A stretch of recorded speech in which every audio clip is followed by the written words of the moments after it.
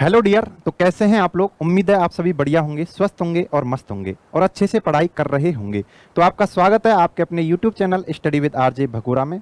दोस्तों, आपको पता होगा कि हमने ऑपरेटिंग सिस्टम की 5 से 6 क्लासेज ले ली हैं। बढ़िया कंटेंट आपके लिए उपलब्ध कराया है। यदि आपने वो क्लासेज नहीं देखी हैं तो आप उन्हें जल्दी से देख लें, क्योंकि हमने बहुत बेहतरीन कंटेंट उनमें उपलब्ध कराया है। आज हम आपके लिए लेके आए हैं ऑपरेटिंग सिस्टम के प्रीवियस ईयर क्वेश्चन, यानी प्रीवियस एग्जाम में जितने भी क्वेश्चन ऑपरेटिंग सिस्टम से रिलेटेड पूछे गए हैं आज हम उनको डिस्कस करने वाले हैं। ठीक है ना? चाहे वो केंद्र का एग्जाम हो, चाहे स्टेट का एग्जाम हो, कोई सा भी एग्जाम हो जहां पर ऑपरेटिंग सिस्टम से रिलेटेड कोई क्वेश्चन पूछा गया है, सभी को हमने इंक्लूड कर लिया है। तो आपको टेंशन फ्री रहना है, आपको कहीं भी जाने की जरूरत नहीं है। सभी क्वेश्चन इस वीडियो के अंतर्गत उपलब्ध हैं। तो हम स्टार्ट करते हैं पहले क्वेश्चन को। तो पहला क्वेश्चन है दोस्तों, ऑपरेटिंग सिस्टम निम्नलिखित में से क्या है?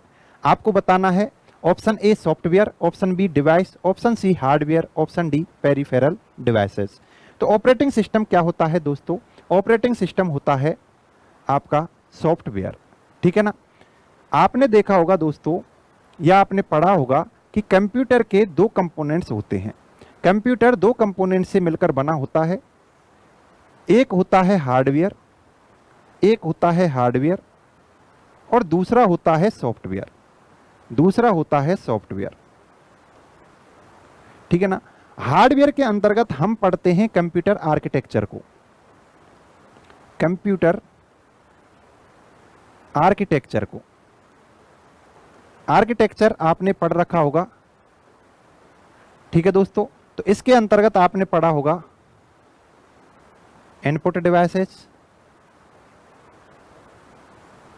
आउटपुट डिवाइसेस,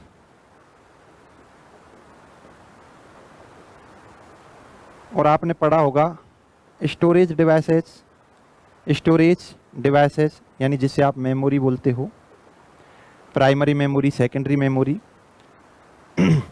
और आपने पढ़ा होगा प्रोसेसिंग यूनिट।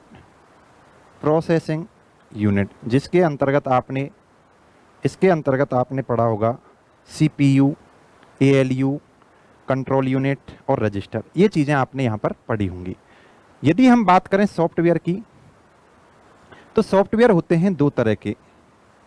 एक होता है सिस्टम सॉफ्टवेयर और दूसरा होता है application software. Application software, application software. System software उन्हें बोलते हैं जो हमारे कंप्यूटर के लिए आवश्यक हैं। एप्लीकेशन सॉफ्टवेयर उन्हें बोलते हैं जो यूजर के लिए आवश्यक हैं। यदि इनको अपन अनइंस्टॉल कर दें तो हमारे कंप्यूटर पर कोई प्रभाव नहीं पड़ेगा। यदि हम एप्लीकेशन सॉफ्टवेयर को अनइंस्टॉल कर देते हैं तो हमारे कंप्यूटर पर कोई प्रभाव नहीं पड़ेगा। लेकिन यदि हम सिस्टम सॉफ्टवेयर को अनइंस्टॉल कर देते हैं, ये हमारे कंप्यूटर से हटा देते हैं, तो हमारा कंप्यूटर चलेगा ही नहीं। यानी कि हमारे कंप्यूटर के लिए आवश्यक जो कंपोनेंट है कौन सा है? System software. सिस्टम सॉफ्टवेयर भी कई तरह का होता है। इसके अंतर्गत कई पार्ट्स होते हैं। एक होता है ऑपरेटिंग सिस्टम, ऑपरेटिंग सिस्टम। उसके बाद यूटिलिटी सॉफ्टवेयर, यूटिलिटी सॉफ्टवेयर। उसके बाद लैंग्वेज ट्रांसलेटर, लैंग्वेज ट्रांसलेटर। आपने सुना होगा कंपाइलर, असेंबलर, इंटरप्रेटर। ये सभी क्या हैं? Language translator. यानी एक भाषा को दूसरी भाषा में बदलने के लिए जो सॉफ्टवेयर यूज लिए जाते हैं उन्हें क्या बोलते हैं? Language translator. उसके अलावा आपने सुना होगा डिवाइस ड्राइवर, डिवाइस ड्राइवर। ठीक है ना? तो कई बार यहां से डायरेक्ट क्वेश्चन पूछ लिए जाते हैं कि ऑपरेटिंग सिस्टम क्या है? सिस्टम सॉफ्टवेयर है या एप्लीकेशन सॉफ्टवेयर है? ये सॉफ्टवेयर तो हैं, लेकिन इनके टाइप्स के अंदर से भी पूछ लिया जाता है कि यूटिलिटी सॉफ्टवेयर सिस्टम सॉफ्टवेयर के अंतर्गत आता है या एप्लीकेशन सॉफ्टवेयर के। लैंग्वेज ट्रांसलेटर सिस्टम सॉफ्टवेयर के अंतर्गत आता है या एप्लीकेशन सॉफ्टवेयर के। डिवाइस ड्राइवर सिस्टम सॉफ्टवेयर के अंतर्गत आता है या एप्लीकेशन सॉफ्टवेयर। कई क्वेश्चन यहाँ से बन सकते हैं। तो मुझे उम्मीद है ये आपको समझ में आ गया होगा। हम पूरी तरह से एनालिसिस करते हुए चल रहे हैं किसी भी क्वेश्चन को। केवल हमारा उद्देश्य ये नहीं है कि उसका आंसर बताया जाए, ठीक है, उसके बारे में डिटेल सॉल्यूशन हम यहां पर करा रहे हैं। अगले क्वेश्चन पर हम चलते हैं। हमारा अगला क्वेश्चन है ऑपरेटिंग सिस्टम निम्नलिखित में से क्या होता है? ठीक है दोस्तों, तो ये आपको बताना है कि ऑपरेटिंग सिस्टम कौन सी श्रेणी में आता है। तो दोस्तों अभी हमने चर्चा की थी कि ऑपरेटिंग सिस्टम एक सॉफ्टवेयर है। ये सॉफ्टवेयर के अंतर्गत भी सिस्टम सॉफ्टवेयर में आता है। ठीक है, अब ये यूटिलिटी सॉफ्टवेयर क्या होता है? यूटिलिटी सॉफ्टवेयर भी सिस्टम सॉफ्टवेयर के अंतर्गत ही आता है। यूटिलिटी सॉफ्टवेयर का यदि मैं एग्जांपल दूं तो इसका एग्जांपल हो जाएगा, बहुत फेमस एग्जांपल है दोस्तों, डिस्क डी फ्रैगमेंटर। ये किस काम आता है? आपकी जो हार्ड डिस्क है, हार्ड डिस्क को अरेंज करने में, हार्ड डिस्क को अरेंज करने में इसका यूज होता है। यानी कि आपका हार्ड डिस्क के अंतर्गत जो भी डेटा रखा हुआ है उसे अरेंज करता है, रीअरेंज करता है कौन? ये डिस्क डीफ्रैगमेंटर। डिस्क डीफ्रैगमेंटर किसके अंतर्गत आता है? यूटिलिटी सॉफ्टवेयर के अंतर्गत। एप्लीकेशन सॉफ्टवेयर, सॉफ्टवेयर का एक अलग टाइप है। अब यहां पर एक शब्द आया है पेरिफेरल डिवाइसेस। पेरिफेरल डिवाइसेस दोस्तों ऐसी डिवाइसेस जिन्हें अपन कंप्यूटर से बाह्य स्रोत से जोड़ते हैं। ठीक है, दोबारा समझा देता हूं, यानी कि यही समझा देता हूं, ये आपका क्या है? प्रोसेसिंग यूनिट है। प्रोसेसिंग यूनिट है। इससे आप क्या करोगे? इनपुट डिवाइसेस जोड़ोगे, इनपुट डिवाइसेस कनेक्ट करोगे, आउटपुट डिवाइसेस कनेक्ट करोगे, आउटपुट डिवाइसेस कनेक्ट करोगे और स्टोरेज डिवाइसेस भी कनेक्ट करोगे। स्टोरेज डिवाइस भी आप कनेक्ट करोगे। तो जितनी भी डिवाइसेज हैं जो आपके प्रोसेसिंग यूनिट से जुड़ी हुई हैं, प्रोसेसिंग यूनिट के अंतर्गत ही आपकी रैम रखी हुई होती है, रोम रखी हुई होती है, मदरबोर्ड होता है, ठीक है ना, सीपीयू होता है। ये सभी चीजें, सभी डिवाइसेज किसके अंतर्गत होती हैं? प्रोसेसिंग यूनिट के। तो जो प्रोसेसिंग यूनिट के अंदर होगा वह आपका पेरिफेरल डिवाइसेज नहीं है। इसके अलावा जितनी भी डिवाइसेज होंगी वो आपकी सभी क्या हो जाएंगी? Peripheral devices. इसलिए आपकी इनपुट डिवाइसेज पेरिफेरल डिवाइसेज हो जाएगी, स्टोरेज डिवाइस पेरिफेरल डिवाइसेज हो जाएगी और आपकी आउटपुट डिवाइस पेरिफेरल डिवाइसेज हो जाएगी। तो मुझे उम्मीद है ये क्वेश्चन भी आपके समझ में आ गया होगा। हम चलते हैं अब नेक्स्ट क्वेश्चन पर। तो हमारा नेक्स्ट क्वेश्चन है क्वेश्चन नंबर 3, निम्नलिखित में से एप्लीकेशन सॉफ्टवेयर नहीं है। अभी हमने चर्चा की थी कि सिस्टम सॉफ्टवेयर कौन कौन से होते हैं। अब इन्होंने क्वेश्चन पूछा है कि कौन सा एप्लीकेशन सॉफ्टवेयर नहीं है। तो दोस्तों जो सिस्टम सॉफ्टवेयर होगा वह एप्लीकेशन सॉफ्टवेयर नहीं होगा। सीधा सीधा सा यहाँ से आंसर सॉल्व हो जाएगा। ये फर्स्ट ग्रेड का एग्जाम हुआ था 2020 के अंतर्गत। यहाँ पर मैं एग्जाम्स को मेंशन कर रहा हूँ, ठीक है ना, जिससे आपको पता चल जाए कि ये क्वेश्चन किस एग्जाम में आया हुआ है। सभी क्वेश्चनों में जिस एग्जाम में वो आया हुआ है वो मेंशन कर रखा है, ठीक है।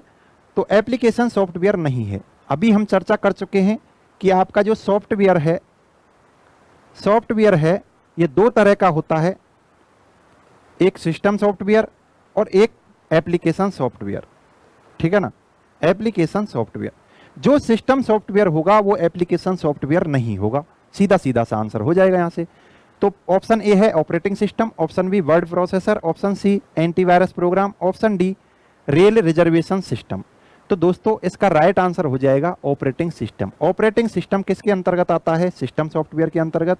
और ये सभी किसके अंतर्गत आएंगे? आपके एप्लीकेशन सॉफ्टवेयर के अंतर्गत, ठीक है ना।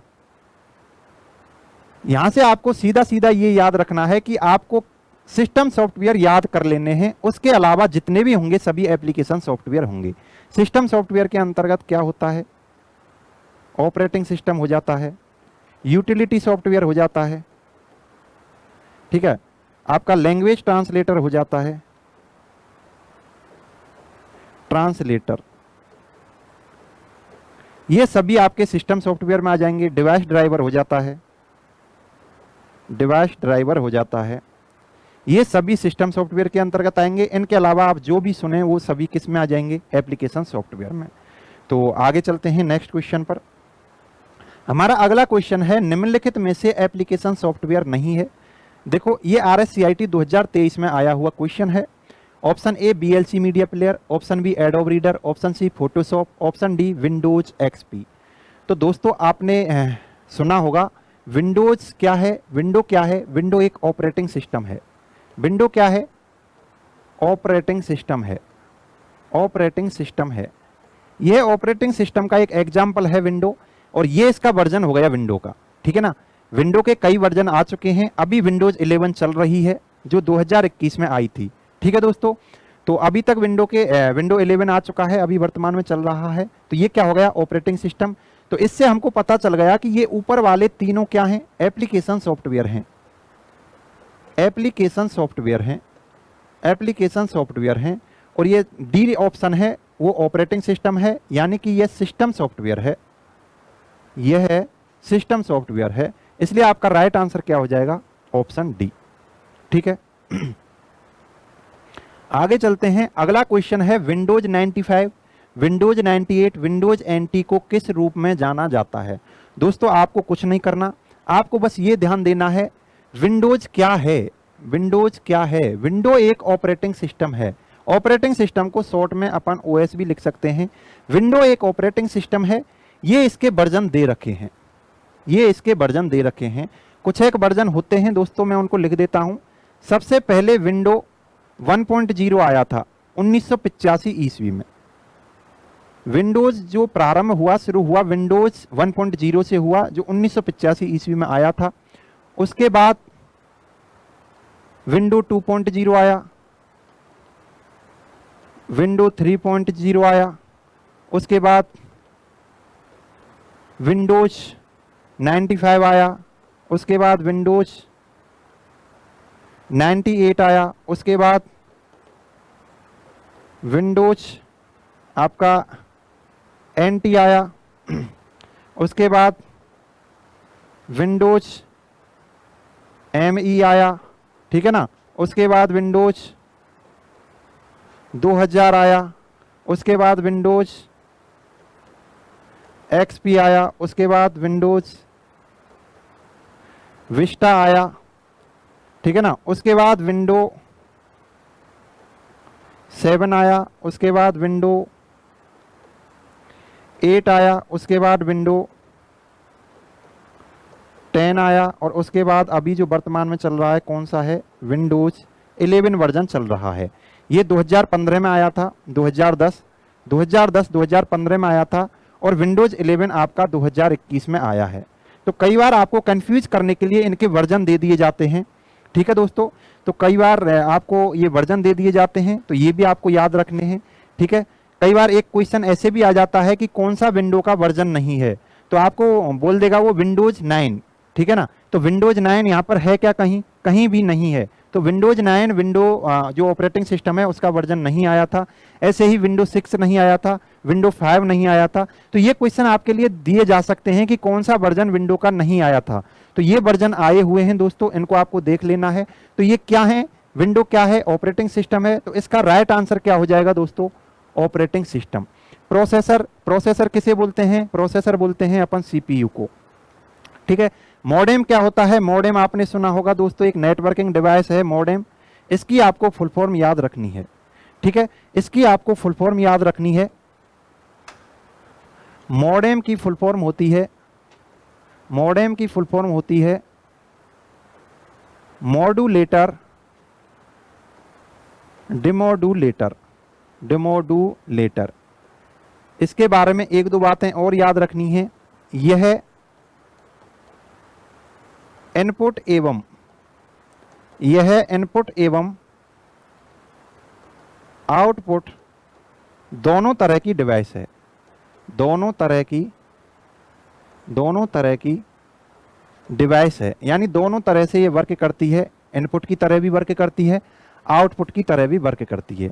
इसमें एक शब्द आ रहा है मॉड्यूलेटर। मॉड्यूलेटर क्या करेगा दोस्तों, आपके डिजिटल सिग्नल को यह एनालॉग सिग्नल में बदलेगा, एनालॉग सिग्नल में बदलेगा। उसके बाद डीमॉड्यूलेटर क्या करेगा, डीमॉड्यूलेटर एनालॉग सिग्नल को किस में बदलेगा, डिजिटल सिग्नल में, डिजिटल सिग्नल में। यह क्वेश्चन भी पूछ लिए जाते हैं कि मॉड्यूलेटर क्या काम आता है, डिमॉड्यूलेटर क्या काम आता है। तो ये आपका मॉडेम हो गया। मॉडेम की फुल फॉर्म पूछी जा सकती है। ये इनपुट आउटपुट दोनों तरह की डिवाइस है और इनके वर्क पूछे जा सकते हैं। अब चलते हैं नेक्स्ट क्वेश्चन पर। तो हमारा नेक्स्ट क्वेश्चन है कौन सा सिस्टम सॉफ्टवेयर है, ठीक है। तो यहां पर क्या पूछा है, सिस्टम सॉफ्टवेयर। सॉफ्टवेयर के दोस्तों दो टाइप्स होते हैं, एक सिस्टम सॉफ्टवेयर, एक एप्लीकेशन सॉफ्टवेयर। मैंने आपको बताया है कि आप सिस्टम सॉफ्टवेयर याद रख लो, बाकी के जो भी होंगे एप्लीकेशन सॉफ्टवेयर हो जाएंगे। तो सिस्टम सॉफ्टवेयर के अंतर्गत कौन कौन से आते हैं? आपका एक आता है ऑपरेटिंग सिस्टम, ठीक है। दूसरा आता है यूटिलिटी सॉफ्टवेयर। तीसरा है लैंग्वेज ट्रांसलेटर। लैंग्वेज ट्रांसलेटर दोस्तों तीन तरह के होते हैं। एक होता है असेंबलर, एक होता है इंटरप्रीटर, और एक होता है कंपाइलर। आपने लैंग्वेज पढ़ी होंगी दोस्तों, यानी लो लेवल लैंग्वेज जिसमें आपकी मशीन लैंग्वेज आती है और असेंबली लैंग्वेज आती है। उसके बाद आपने पढ़ी होंगी हाई लेवल लैंग्वेज जिसके अंतर्गत सी प्लस प्लस, जावा, पाइथन, पर्ल आदि आती हैं।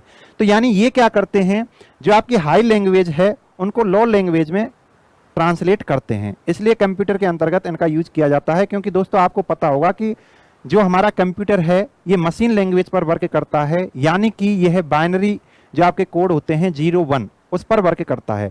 इसलिए जो भी प्रोग्राम्स लिखे गए हैं सबसे पहले किस में चेंज करेगा, वो आपके हाई लेवल लैंग्वेज में यदि लिखे गए हैं तो उनको मशीन लैंग्वेज में यह कन्वर्ट करेगा।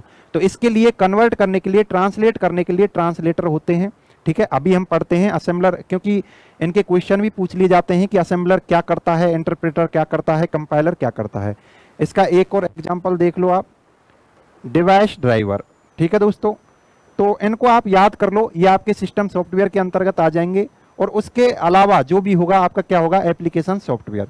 तो दोस्तों यहाँ पर आप देख रहे हैं विंडोज 7। विंडोज 7 किस में आ जाएगा, ये विंडो का एक विंडो ऑपरेटिंग सिस्टम है। ये क्या हो गया, ऑपरेटिंग सिस्टम। ऑपरेटिंग सिस्टम क्या होता है, सिस्टम सॉफ्टवेयर। इसलिए हमारा राइट आंसर क्या हो जाएगा, ये विंडोज 7 हो जाएगा। और आपके जो तीनों ऑप्शन आप ऊपर देख रहे हैं ये सभी एप्लीकेशन सॉफ्टवेयर हो जाएंगे। अभी हम चर्चा करते हैं असेंबलर, इंटरप्रेटर और कंपाइलर पर। दोस्तों मैं थोड़ी सी चर्चा लैंग्वेज के बारे में कर लेता हूं। लैंग्वेज हमारी होती है दो तरह की, एक होती है लो लेवल लैंग्वेज और दूसरी होती है high level language. High level language इसके अंतर्गत दोस्तों दो लैंग्वेज आती हैं, आपने पढ़ी होंगी, मशीन लैंग्वेज जिसके अंतर्गत अपन क्या यूज लेते हैं, 0 और 1।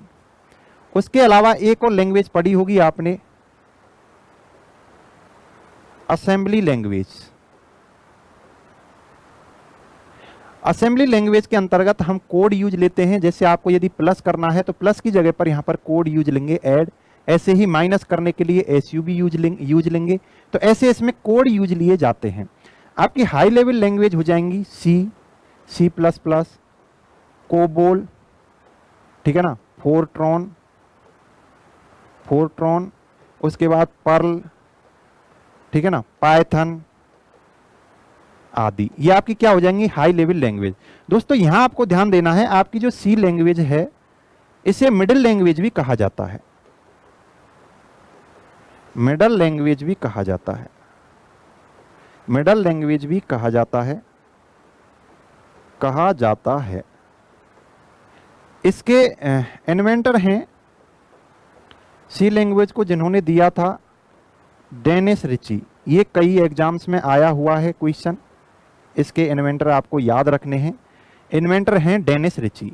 तो ये आपकी लैंग्वेज हो गई। अब दोस्तों ट्रांसलेटर का काम क्या होगा कि एक लैंग्वेज को दूसरी लैंग्वेज में कन्वर्ट करना। कई बार आपने देखा होगा कि हमारे जो भी पीएम हैं नरेंद्र मोदी जी या राहुल गांधी जी, जब भी साउथ के स्टेट में जाते हैं, साउथ की तरफ जाते हैं, तो वहां पर उनके लिए एक ट्रांसलेटर यूज लिया जाता है। यानी एक व्यक्ति होता है जो वो बोलते हैं उसको वहाँ के लोगों की लैंग्वेज में, यानी तमिल, तेलुगु जो भी लैंग्वेज है उसमें कन्वर्ट करके देता है। यानी हमारी हिंदी को उनके लिए कन्वर्ट करके दे रहा है, तो वो व्यक्ति क्या हो गया, ट्रांसलेटर। ऐसे ही कंप्यूटर के अंदर ट्रांसलेटर यूज लिए जाते हैं, जिन्हें हम क्या बोलते हैं, language translator. Language translator, language translator. Language translator तीन तरह के होते हैं। एक होता है असेंबलर। असेंबलर ये क्या करता है दोस्तों, असेंबली लैंग्वेज को, असेंबली लैंग्वेज को, असेंबली लैंग्वेज को यह मशीन लैंग्वेज में कन्वर्ट करता है, मशीन लैंग्वेज में कन्वर्ट करता है। ठीक है ना, ये असेंबलर हो गया। उसके बाद क्या है, एक होता है इंटरप्रेटर। इंटरप्रेटर ये क्या करेंगे दोस्तों, आपकी हाई लेवल लैंग्वेज है, कोई सी भी high language, high level language हो, high level language, high level language, उसको ये लो लेवल लैंग्वेज में बदलते हैं, लो लेवल लैंग्वेज में बदलते हैं। ये दोस्तों आप कौन सा इंटरप्रेटर यूज ले रहे हो उस पर डिपेंड करता है कि यह लो लेवल लैंग्वेज में, मशीन लैंग्वेज में कन्वर्ट करेगा या असेंबल में कन्वर्ट करेगा। हाई लेवल में सी, सी प्लस प्लस, फोर्ट्रॉन आदि हो गई, इनको ये किस में कन्वर्ट करेंगे, मशीन में या असेंबली में। ठीक है ना, तो ये इसके टाइप पर डिपेंड करता है। इंटरप्रेटर अलग अलग कंपनियों के आते हैं, उस पर डिपेंड करता है कि यह मशीन लैंग्वेज में कन्वर्ट करेगा या असेंबली में। ये हाई लैंग्वेज पर भी डिपेंड करता है कि आपकी कौन सी लैंग्वेज है, सी है या सी प्लस प्लस है या फोर्ट्रॉन है, उसके आधार पर ये मशीन और असेंबली लैंग्वेज में कन्वर्ट करता है। आपको यहां पर ध्यान बस इतना देना है कि इंटरप्रेटर है आपका, जैसे आपने कोई प्रोग्राम लिखा, मैंने आपको बताया था कि प्रोग्राम अनेक इंस्ट्रक्शन से मिलकर बना हुआ होता है। इंस्ट्रक्शंस बोलते हैं हम लाइनों को, यानी अनेक निर्देश होते हैं। ये एक लाइन एक निर्देश हो गई, दूसरी लाइन दूसरा निर्देश, तीसरी, चौथी, पांचवी, ऐसे ये आपका एक प्रोग्राम हो गया। ये क्या करेगा, एक लाइन, एक बार में एक लाइन को कन्वर्ट, ट्रांसलेट करता है। एक बार में एक लाइन को ही, एक लाइन को ही ट्रांसलेट करता है, ट्रांसलेट करता है। यानी कि आपका ये पूरा प्रोग्राम लिखा हुआ है, ठीक है ना, ऐसे समझ लो आपने कोई भाषण दिया, हिंदी में दिया, उसको इंग्लिश में कन्वर्ट करना है। आपने 100 लाइन्स बोली, लेकिन आपने इंटरप्रेटर यूज ले रखा है, तो इंटरप्रेटर क्या करेगा, आपकी एक एक लाइन को, पहले एक लाइन को, हिंदी वाली लाइन है उसको इंग्लिश में कन्वर्ट करेगा, उसके बाद दूसरी को करेगा, तीसरी को, यानी एक बार में एक लाइन को कन्वर्ट करेगा ये। ठीक है ना, लेकिन वहीं हम बात करें कंपाइलर की, कंपाइलर की, कंपाइलर भी दोस्तों क्या करता है, आपके हाई लेवल को, हाई लेवल लैंग्वेज को, हाई लेवल लैंग्वेज को लो लेवल लैंग्वेज में बदलता है, लो लेवल, लो लेवल लैंग्वेज में बदलता है। लेकिन यह क्या करता है दोस्तों, यह क्या करता है, यह एक साथ, यानी जो आपका प्रोग्राम है एक बार में एक साथ, एक साथ पूरे प्रोग्राम को ट्रांसलेट कर देता है, पूरे प्रोग्राम को, पूरे प्रोग्राम को ट्रांसलेट कर देता है। ठीक है ना, इनमें बस डिफरेंस इतना ही है, वर्क सेम है। हाई लेवल लैंग्वेज को लो लेवल लैंग्वेज में कन्वर्ट करेंगे इंटरप्रेटर और कंपाइलर। फर्क इतना है, इंटरप्रेटर आपका एक बार में एक लाइन को ट्रांसलेट करेगा और आपका कंपाइलर पूरे प्रोग्राम को एक साथ ट्रांसलेट कर देगा। ये फर्क है, बार बार एग्जाम में ये पूछे जाते हैं, आपको याद रखने। आपसे क्वेश्चन पूछा जा सकता है या कंफ्यूज किया जा सकता है स्टेटमेंट के रूप में। कैसे, आप इस असेंबलर को देख लो एक बार मेरे कहने से और देख लो, मैं क्वेश्चन बनाना चाहता हूं, एक स्टेटमेंट बनाना चाहता हूं इसके ऊपर। असेंबलर असेंबली लैंग्वेज को मशीन लैंग्वेज में कन्वर्ट करता है। ठीक है दोस्तों, अब यहां से एक स्टेटमेंट आता है, यानी कथन आता है। कथन क्या है, पहला कथन, assembler, assembler high level language को low level, low level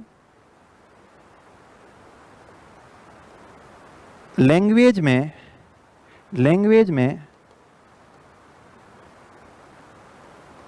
convert करता है। एक कथन ये हो गया। दूसरा कथन क्या हो गया दोस्तों? दूसरा कथन हो गया असेंबलर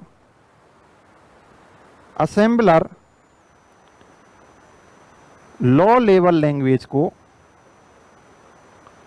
लो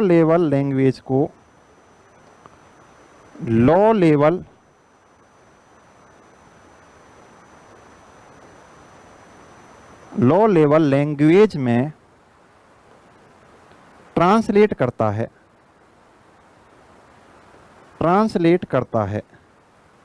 ट्रांसलेट का मतलब होता है रूपांतरित करता है। उसके बाद ये कथन 2 हो गया। कथन 3 हो गया दोस्तों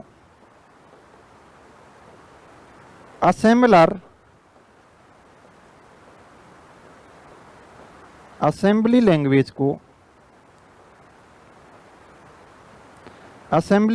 को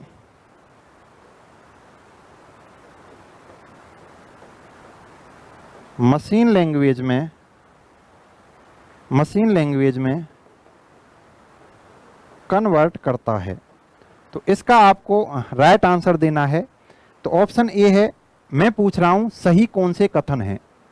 सही कथन आपको पता करने हैं। ये कथन के रूप में आपके पास क्वेश्चन आया हुआ है। कथन 1, 2, 3 तीनों सही हैं। कथन भी 1 और 2 सही हैं। ऑप्शन सी 1 और 3 सही हैं। ऑप्शन डी दूसरा और तीसरा सही है। तो आपका इस क्वेश्चन का आंसर क्या रहेगा ये बताना है आपको। ठीक है दोस्तों। तो कौन सा सही रहने वाला है ये आपको बताना है। तो A option 1, 2, 3, B option 1, 2, C option 1, 3, D option 2, 3। तो क्या ये सही है? क्या ये सही है? ये सही है, तीनों सही हैं, या ये और ये सही है, या ये और ये सही है, या ये और ये सही है? तो दोस्तों इसका राइट आंसर हो जाएगा 2 और 3 ऑप्शन डी। ठीक है दोस्तों। क्योंकि दोस्तों यहां से आपको समझ में आ रहा होगा हाई लेवल लैंग्वेज को लो लेवल लैंग्वेज में कन्वर्ट करता है असेंबलर। यह गलत कथन है क्योंकि आपकी जो असेंबली लैंग्वेज है वह लो लेवल लैंग्वेज ही है, और आपकी जो मशीन लैंग्वेज है वह भी लो लेवल लैंग्वेज भी है। इसलिए कथन में यहां से आपसे गलती करवा सकता है। तो मुझे उम्मीद है ये आपको समझ में आ गया होगा, डाउट बिल्कुल क्लियर हो गया होगा। हमारे अगले क्वेश्चन पर चलते हैं। बूटिंग का क्या अर्थ होता है? कंप्यूटर बंद करना, प्रोग्राम इंस्टॉल करना, सी स्कैन करना, डी कंप्यूटर को पुनः चालू करना। सबसे पहले तो आपको पता होना चाहिए कि बूटिंग होती क्या है। ठीक है ना। तो बूटिंग का मतलब होता है दोस्तों कंप्यूटर को चालू करना। बूटिंग का मतलब होता है कंप्यूटर को चालू करना। यानी आप जो कंप्यूटर स्टार्ट करते हो उसे ही बूटिंग कहते हैं। बूटिंग 2 प्रकार की होती है। एक होती है कोल्ड बूटिंग और दूसरी होती है वार्म बूटिंग। वार्म बूटिंग दोस्तों रीस्टार्ट या रीबूट कहते हैं। रीस्टार्ट या रीबूट, जब आप रीस्टार्ट करते हो या रीबूट करते हो उसे वार्म बूटिंग कहते हैं। कोल्ड बूटिंग होता है आपका बंद कंप्यूटर को स्टार्ट करना। बंद कंप्यूटर को, बिल्कुल स्विच ऑफ कंप्यूटर पड़ा है आपका, उसे आप स्टार्ट कर रहे हो। बंद कंप्यूटर को स्विच ऑन करना, यह आपका क्या हो जाएगा? बूटिंग। तो यहां पर क्या दे रखा है? कंप्यूटर को पुनः चालू करना। तो दोस्तों कंप्यूटर को पुनः चालू करना भी बूटिंग के अंतर्गत ही आता है, लेकिन कौन सा टाइप है? Warm booting. ठीक है ना, रीस्टार्ट। तो इसका राइट आंसर क्या हो जाएगा? Option D. ये पटवार का जो एग्जाम हुआ था 2021 उसमें आया हुआ क्वेश्चन है। तो आपको समझ में आ रहे होंगे क्वेश्चन किस लेवल के आते हैं और आपने क्या पढ़ रखा है। ठीक है ना। तो यहां से आप अपनी तैयारी को परख सकते हैं कि आपने किस लेवल की तैयारी कर रखी है और अपनी गलतियों को दूर कर सकते हैं। हमारा अगला क्वेश्चन है ऑपरेटिंग सिस्टम लोडिंग को क्या कहते हैं? यानी जो आपका ऑपरेटिंग सिस्टम लोड होता है उसे आप क्या कहते हैं? आपको ये क्वेश्चन समझ में ही नहीं आ रहा होगा कि हमसे ये पूछ क्या रहा है। ठीक है दोस्तों। तो इसके मैं कॉन्सेप्ट को समझाता हूं। तो इसका कॉन्सेप्ट होता है दोस्तों, जब आप, अभी अगला क्वेश्चन गया है बूटिंग का। जब आप बूटिंग करते हो तो आपका ऑपरेटिंग सिस्टम सेकेंडरी मेमोरी से रैम के अंतर्गत लोड होता है। ठीक है दोस्तों, कैसे? आपने यदि आर्किटेक्चर देखा होगा कंप्यूटर का आर्किटेक्चर देखा होगा तो यहां रैम होती है, ठीक है ना, और बड़ा बना लेते हैं, इधर रोम होती है, और यहां बीच में कैश मेमोरी लगी हुई होती है, और नीचे आपका सीपीयू होता है। ये आपकी कौन सी यूनिट हो गई? Processing unit. प्रोसेसिंग यूनिट हो गई है आपकी, ठीक है। उसके बाद प्रोसेसिंग यूनिट से क्या जुड़ा हुआ होता है? Storage device. Storage device. इधर क्या जुड़ा हुआ होता है? Input device.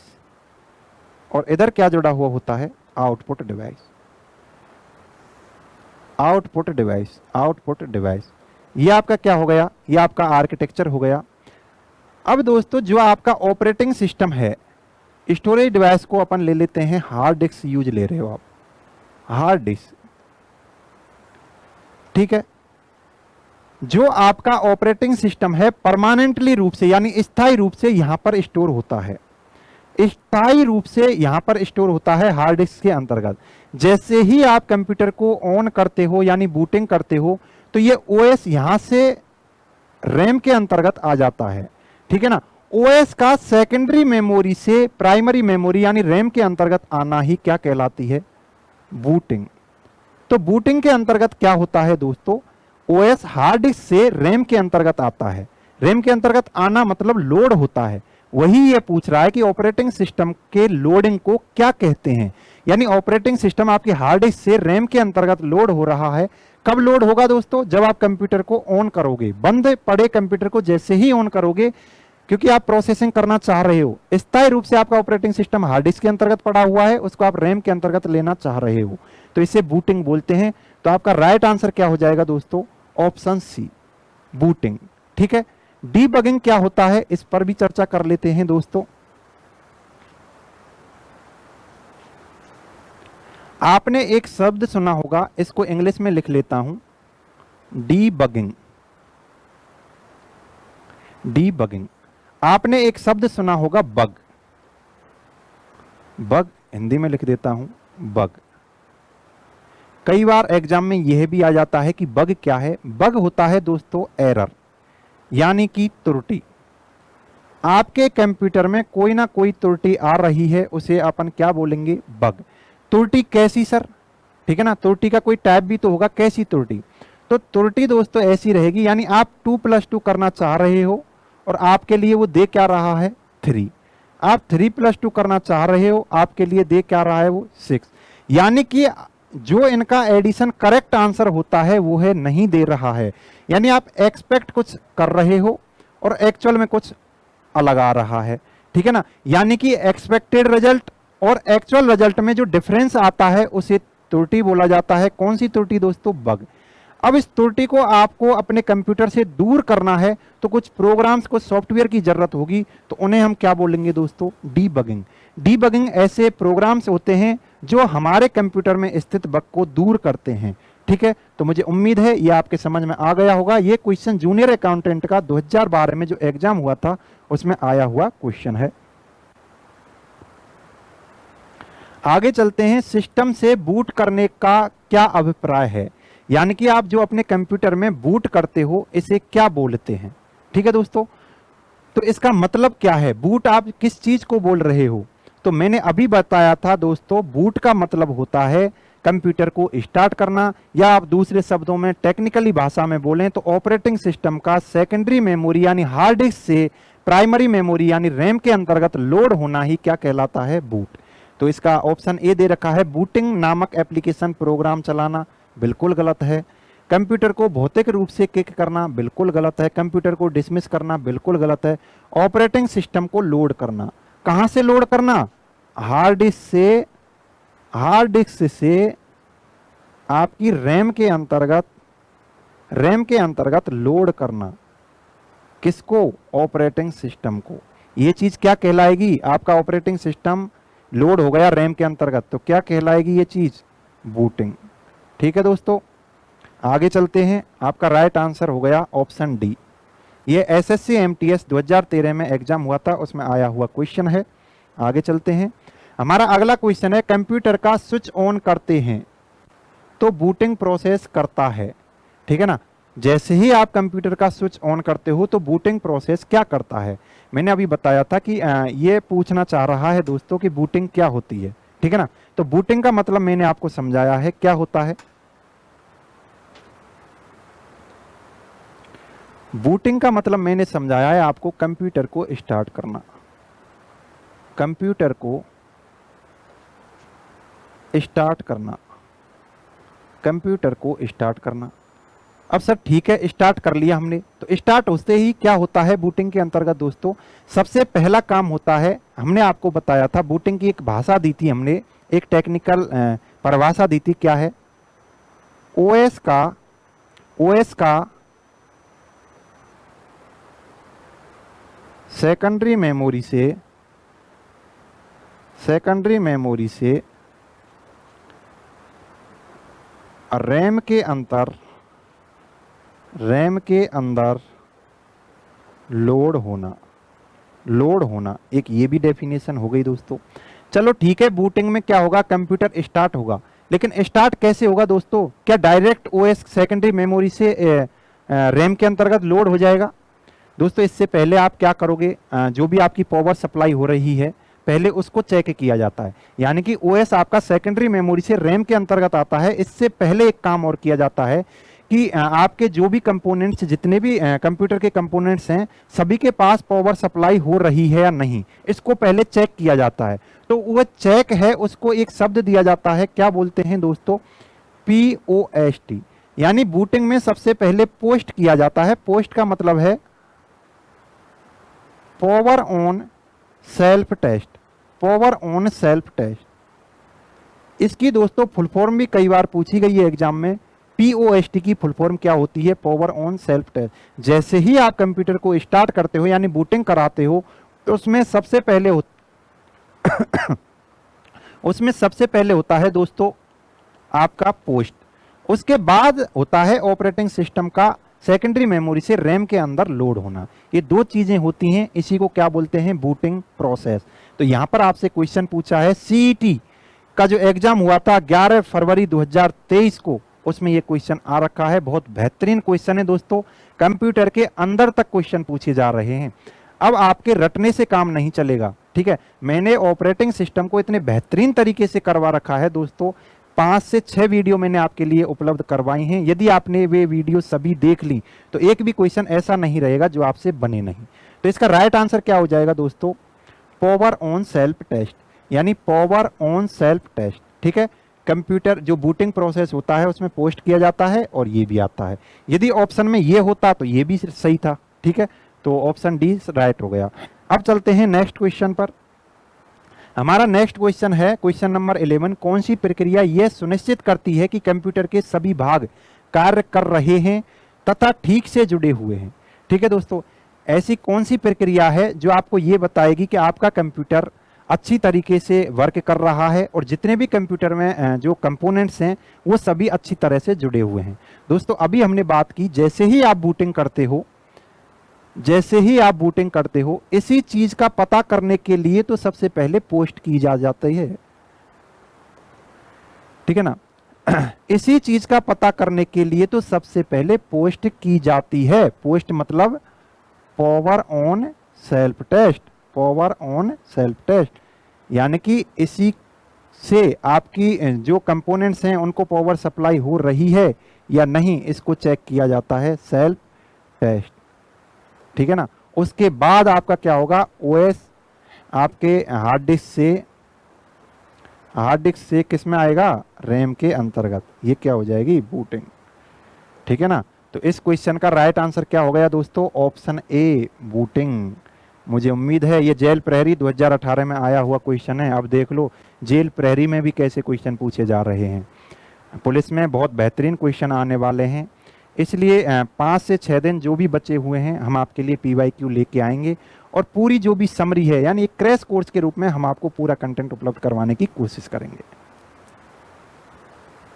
तो अगला क्वेश्चन है, कंप्यूटर को बूट करने के लिए क्या जरूरी है। दोस्तों मैंने यहाँ पर जो प्रीवियस ईयर क्वेश्चन है इनमें एक के मैंने काम किया है कि आपको एक सिस्टमेटिक रूप से क्वेश्चन मिलेंगे। ऐसा नहीं है कि रैंडमली कोई भी क्वेश्चन उठा के मैंने पटक दिया हो। यानी जैसे जैसे मैंने टॉपिक वाइज पढ़ाया है उसका जो जैसे फर्स्ट वीडियो आई, second, third, fourth, fifth, 5 video मेरी आई हैं, उसी हिसाब से मैंने क्वेश्चनों को अरेंज किया है प्रीवियस ईयर क्वेश्चन। क्योंकि यदि आपसे क्वेश्चन नहीं बने तो कम से कम वहां पर जाके आप देख लें कि ये इस वीडियो से रिलेटेड है। ठीक है दोस्तों, तो क्वेश्चन क्या कह रहा है, कंप्यूटर को बूट करने के लिए क्या जरूरी है, यानी कि ऐसा क्या कंपोनेंट आपके पास, यानी कि ऐसा कौन सा कंपोनेंट आपके पास होना चाहिए जिससे आपका कंप्यूटर बूट हो जाए। तो दोस्तों जो आप बात कर रहे हो ऑप्शन ए में डीबीएमएस, डीबीएमएस की फुल फॉर्म पूछी जा सकती है डेटाबेस, डेटाबेस डी हो गया, ये बी हो गया, management, management system, database management system. ठीक है, एम और एस। ये तो दोस्तों एप्लीकेशन सॉफ्टवेयर है, ये तो एप्लीकेशन सॉफ्टवेयर है यानी एक ऐप है। उसके बाद मॉडेम, मॉडेम क्या है दोस्तों, मॉडेम तो एक नेटवर्किंग डिवाइस है। मॉडेम क्या है, एक नेटवर्किंग डिवाइस है। ठीक है ना। उसके बाद ऑपरेटिंग सिस्टम और उसके बाद है एमएस ऑफिस। एमएस ऑफिस भी क्या है आपका, एप्लीकेशन सॉफ्टवेयर है, क्योंकि ये यूजर के लिए रिक्वायरमेंट है, यानी यूजर की रिक्वायरमेंट को फुलफिल करता है। तो आपका राइट आंसर क्या हो जाएगा दोस्तों, ऑप्शन सी। क्योंकि हम अभी तो बात कर रहे थे बूटिंग में क्या होता है, ऑपरेटिंग सिस्टम आपका सेकेंडरी मेमोरी से रैम के अंतर्गत आता है। जब आपके पास ऑपरेटिंग सिस्टम ही नहीं होगा तो बूटिंग होगी कैसे, इसलिए जरूरी कंपोनेंट क्या रहा दोस्तों, ऑपरेटिंग सिस्टम। तो आगे चलते हैं। अगला क्वेश्चन है, जब आप कंप्यूटर को बूट करते हो, अब देख लो यदि आपने बूटिंग पढ़ा भी नहीं है ना तो आप यहां से भी उसको क्लियर कर सकते हैं पूरी तरह से। यहां पर भी हमने क्लियर कर दिया है उसको, सभी क्वेश्चन ले लिए जितने भी बूटिंग से बन सकते थे। ठीक है ना, आपको इधर उधर जाने की जरूरत ही नहीं है। तो ऑप्शन ए है ऑपरेटिंग सिस्टम के अंश डिस्क से मेमोरी में कॉपी होते हैं। ऑप्शन बी ऑपरेटिंग सिस्टम के अंश मेमोरी से डिस्क में कॉपी होते हैं। ऑप्शन सी ऑपरेटिंग सिस्टम के अंश कंपाइल होते हैं। ऑप्शन डी ऑपरेटिंग सिस्टम के अंश एम्यूलेट होते हैं। ठीक है ना। तो आपको ध्यान देना है दोस्तों, ऑपरेटिंग बूटिंग में क्या हो रहा था, बूटिंग में क्या हो रहा था, हमने बात की थी कि आपका ऑपरेटिंग सिस्टम परमानेंटली यानी स्थायी रूप से जब आप कंप्यूटर को बंद कर देते हो तो कहां चला जाता है, हार्ड डिस्क के अंदर। जैसे ही आप चालू करते हो वो हार्ड डिस्क से किस जगह पर आ जाता है, रैम के अंतर्गत। अब ओएस कहां गया है, रैम में आ गया है, आपने कंप्यूटर चालू कर दिया है। ठीक है, तो हार्ड डिस्क को दोस्तों एक शॉर्ट में आप डिस्क भी बोल सकते हैं। ठीक है ना, शॉर्ट में हार्ड डिस्क को डिस्क बोला जाता है और रैम को शॉर्ट में आप बोल सकते हो एक दूसरा नाम और दिया जाता है, केबल मेमोरी दे रखा है आपसे। उसने ना तो सेकेंडरी मेमोरी बोला है ना प्राइमरी मेमोरी बोला है, केबल मेमोरी लिख रखा है। उसका मतलब आप समझोगे किसकी बात हो रही है, रैम के बारे में बातें हो रही हैं। तो यहां पर देखो आपका जो ऑपरेटिंग सिस्टम है बूटिंग प्रक्रिया में डिस्क से कहां आ रहा है, मेमोरी में। दोस्तों इस क्वेश्चन को उसने बहुत ही कंफ्यूजेबल बना दिया क्योंकि उसने हार्ड डिस्क का नाम नहीं दिया और रैम का नाम नहीं दिया, आप देख सकते हैं। ठीक है, तो यहां पर उसने डिस्क यूज लिया है और मेमोरी। तो इसका राइट आंसर क्या हो जाएगा, ये तो हो ही नहीं सकते। तो ऑप्शन ए और बी में से आपको डिसाइड करना है कि बूटिंग के टाइम पर ऑपरेटिंग सिस्टम डिस्क से मेमोरी में आता है या मेमोरी से डिस्क में आता है। ठीक है ना, कॉपी होना यानी लोड होना। तो दोस्तों कहां से कहां आता है, डिस्क से आपकी मेमोरी में आता है। तो आपका राइट आंसर क्या हो गया, ऑप्शन ए। ठीक है, तो उम्मीद है ये क्वेश्चन आपके समझ में आ गया होगा। आगे चलते हैं, बायोस निम्न में से किसका हिस्सा है। ठीक है दोस्तों, यदि आपने रैम रोम यानी प्रोसेसिंग यूनिट पढ़ी होगी तो वहां पर बायोस का आपने जिक्र किया होगा। ठीक है ना, और जिक्र हुआ होगा, आपने पढ़ा होगा। तो बायोस कहाँ होता है दोस्तों, आपने यदि रोम पढ़ी होगी, हमने पढ़ा रखी है रोम, ऑपरेटिंग सिस्टम का जो पहला लेक्चर है वहां पर रोम पढ़ा रखी है। रोम के अंतर्गत दोस्तों कुछ प्रोग्राम होते हैं जिन्हें कंपनी पहले से ही डालकर देती है। यानी रोम के अंतर्गत, रोम एक मेमोरी है, primary memory. Pre installed program होते हैं, प्री इंस्टॉल्ड प्रोग्राम, प्रोग्राम यानी इंस्ट्रक्शंस, इंस्ट्रक्शंस यानी निर्देश होते हैं, कुछ लिखा हुआ होता है रोम के अंतर्गत, जिन्हें कौन, जो मैन्युफैक्चरर कंपनी है यानी जिस कंपनी का हम कंप्यूटर लेके आ रहे हैं या मोबाइल लेके आ रहे हैं, वो पहले ही कुछ ऐसे बेसिक प्रोग्राम उसके अंतर्गत लिख कर देती है जिससे हमारा कंप्यूटर स्टार्ट हो सके। ठीक है ना। तो वह कौन कौन से हैं, इसके अंतर्गत कुछ प्रोग्राम्स होते हैं जिनको बोलते हैं हम बायोस। एक प्रोग्राम और होता है दोस्तों boot strap loader, boot strap loader, boot strap loader.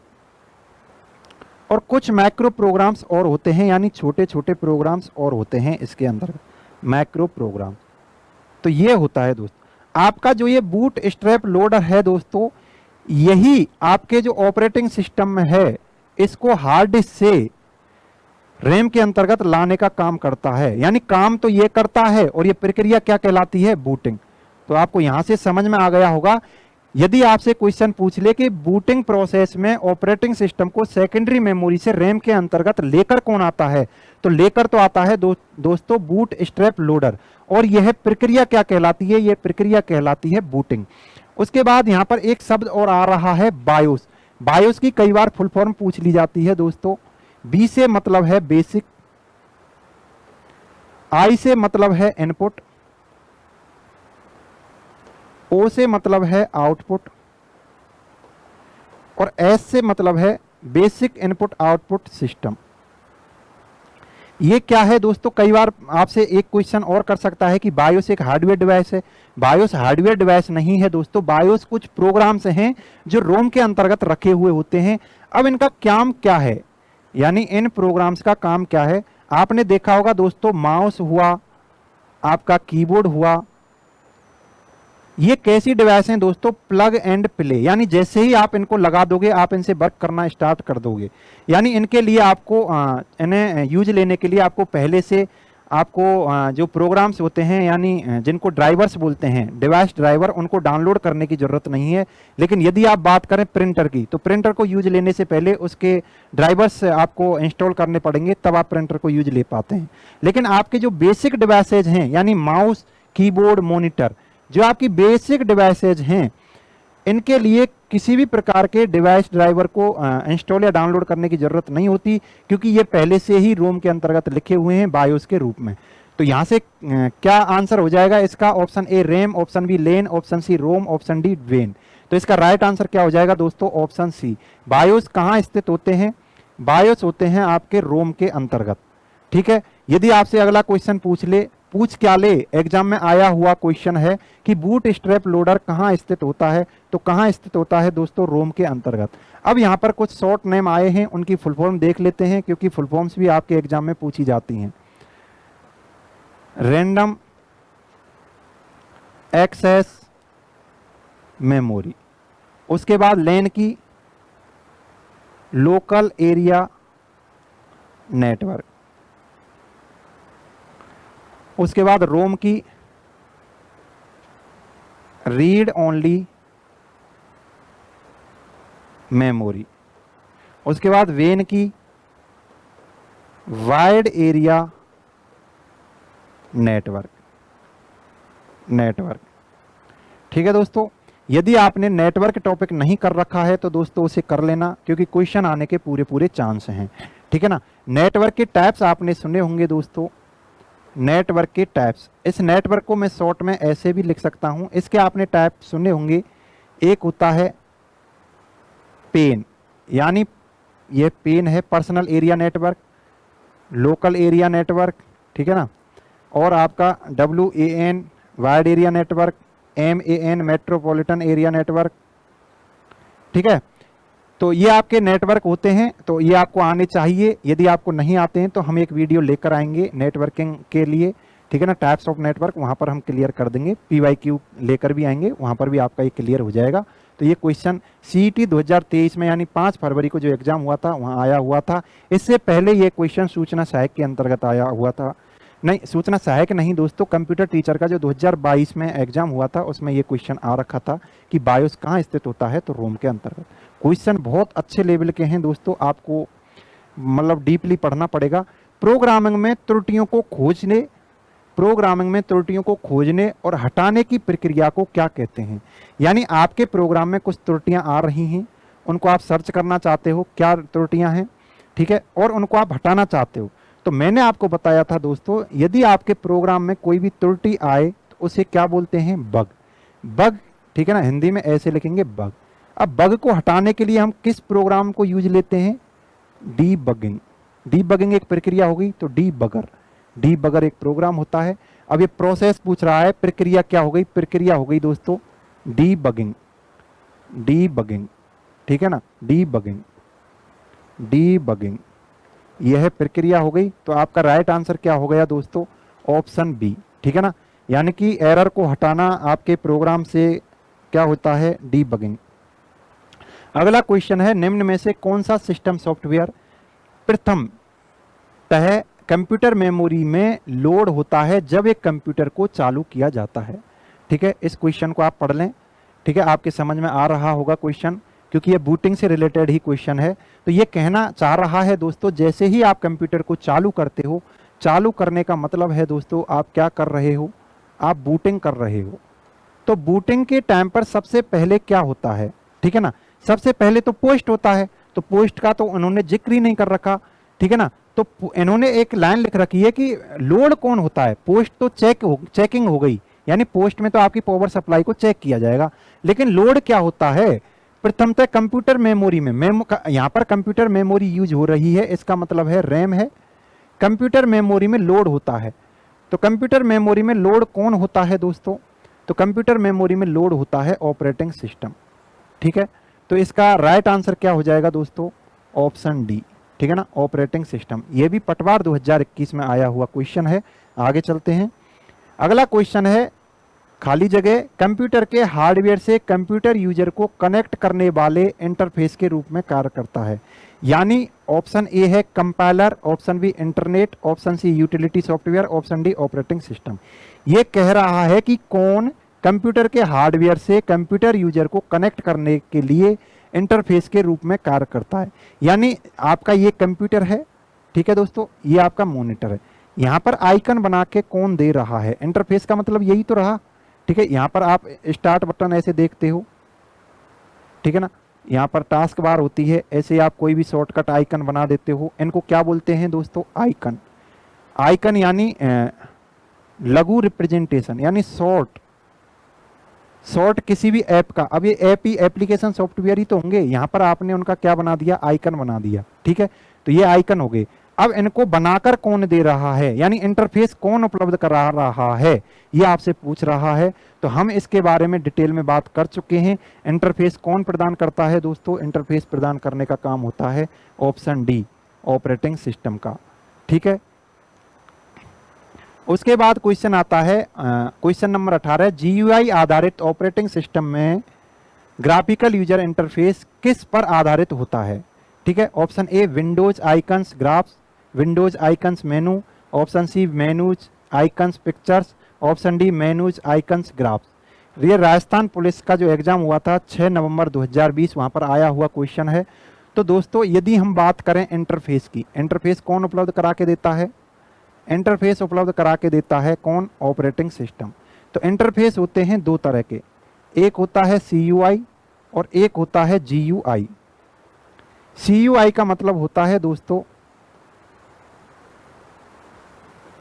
Character user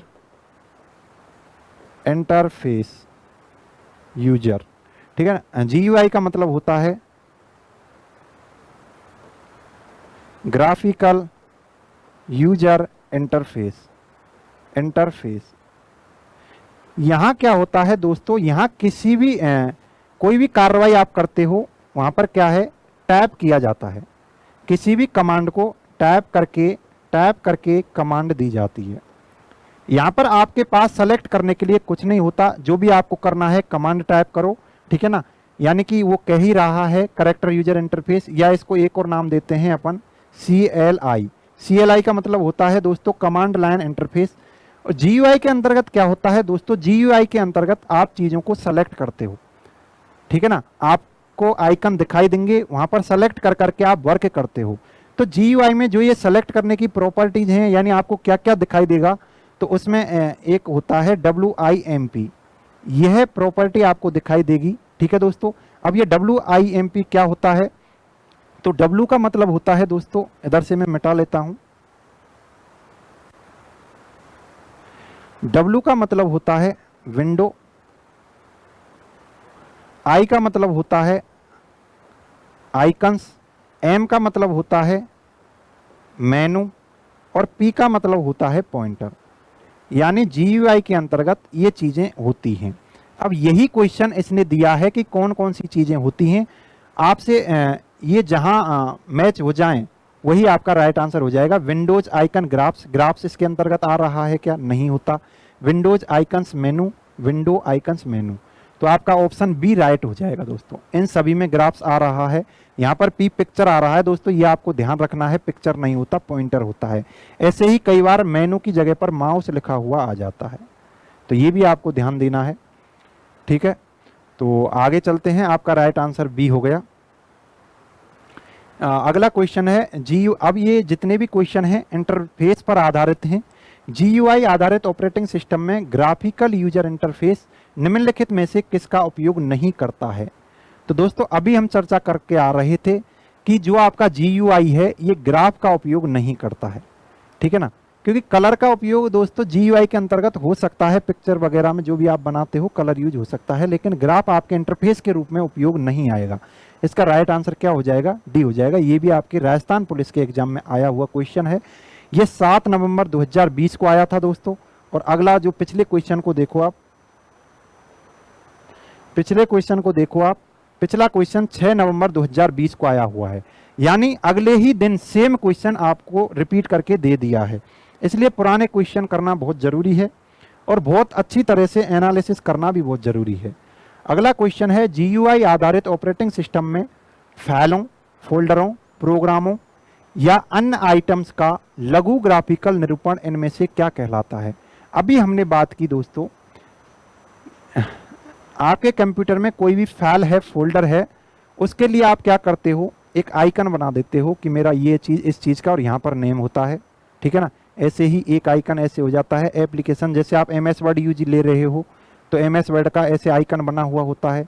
YouTube use ले रहे हो तो YouTube का आइकन भी बना हुआ होता है। ठीक है ना, तो ये क्या है? ये आपके प्रोग्राम हो गए, फाइल हो गई, फोल्डर हो गई, तो उनका आप लघु रूपांतरण करके देते हो। यानी इनके अंदर वो चीज़ें रखी हुई हैं, जैसे इस पर क्लिक करते हो पूरी फाइल आपकी खुल जाती है।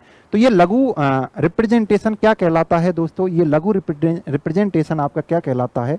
आइकन। ये आपको याद रखना है। तो इसका राइट आंसर क्या हो जाएगा दोस्तों? Option B. ये आपका राजस्थान पुलिस से 7 नवंबर 2020 में आया हुआ क्वेश्चन है। आगे के क्वेश्चन पर चलते हैं। GUI का पूरा नाम क्या है? अब ये इतना फेवरेट क्वेश्चन है दोस्तों, सभी एग्जाम्स में ये आता ही रहता है। पहले ये आया था सूचना सहायक 2011 में, उसके बाद इसको पटवार मेन से 24 दिसंबर 2016 को रिपीट किया गया। उसके बाद राजस्थान पुलिस के अंतर्गत 6 नवंबर 2020 को रिपीट किया गया। उसके बाद राजस्थान पुलिस का जो 2022 में एग्जाम होता है वहां पर इसको फिर से रिपीट किया गया। यानी यह बहुत फेवरेट क्वेश्चन है। GUI CUI यानी इंटरफेस, ये तो आपको आने ही चाहिए। ठीक है, तो इसका राइट आंसर क्या हो जाएगा? ऑप्शन ए है general user interface, option B graphical user interface, option C guidance user interface, option D gaming user interface.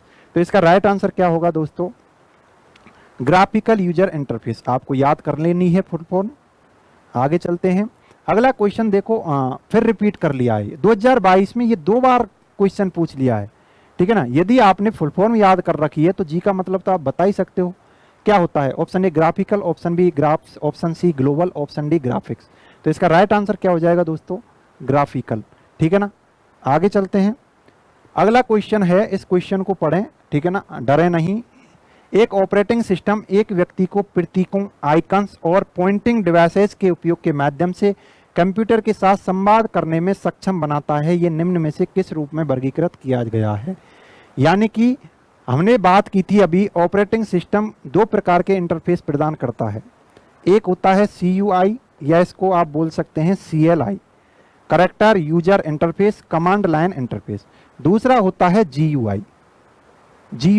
GUI में अभी हमने बात की क्या होता है? विम्प।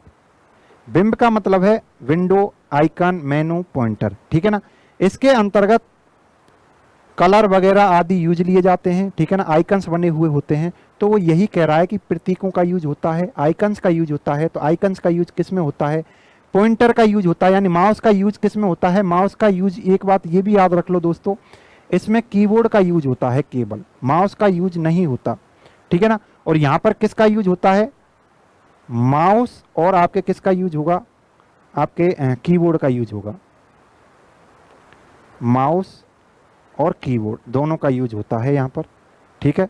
तो इसलिए माउस कैसी डिवाइस है, पॉइंटिंग डिवाइस है, तो वो यही पूछ रहा है पॉइंटिंग डिवाइसेस का भी उपयोग होता है, प्रतीकों का भी उपयोग होता है, आइकन्स का भी उपयोग होता है। तो ऐसा कौन सा इंटरफेस है, तो कौन सा इंटरफेस है दोस्तों, ग्राफिकल यूजर इंटरफेस, ठीक है ना, GUI इसका राइट आंसर हो जाएगा। तो मुझे उम्मीद है ये आपके समझ में आ गया होगा। देखो राजस्थान पुलिस में भरमार लगी पड़ी है इस क्वेश्चन की, इंटरफेस वाले की। अगला क्वेश्चन है, निम्नलिखित में से कौन सा सबसे आम GUI आधारित ऑपरेटिंग सिस्टमों में से एक है जिसे माइक्रोसॉफ्ट द्वारा विकसित किया गया और मार्केट में लाया गया, ठीक है ना। अब आपको बताना है कि GUI पर आधारित ऐसा कौन सा ऑपरेटिंग सिस्टम है जिसे माइक्रोसॉफ्ट कंपनी ने बनाया था। तो मैंने आपसे बात की थी दोस्तों, आपके जो ऑपरेटिंग सिस्टम हैं ये दो तरह के होते हैं, एक CUI होता है और एक GUI होता है। आपको इनके एग्जाम्पल याद रखने हैं, कौन CUI है और कौन GUI है। CUI होते हैं दोस्तों MS-DOS और एक होता है कौन सा, यूनिक्स, ठीक है ना। ये तो आपके हो गए CUI। इनके अलावा यदि आप बात करें MS विंडो की, यदि आप बात करें किसकी, लाइनक्स की, यदि आप बात करें किसकी, मैक OS की, ठीक है ना।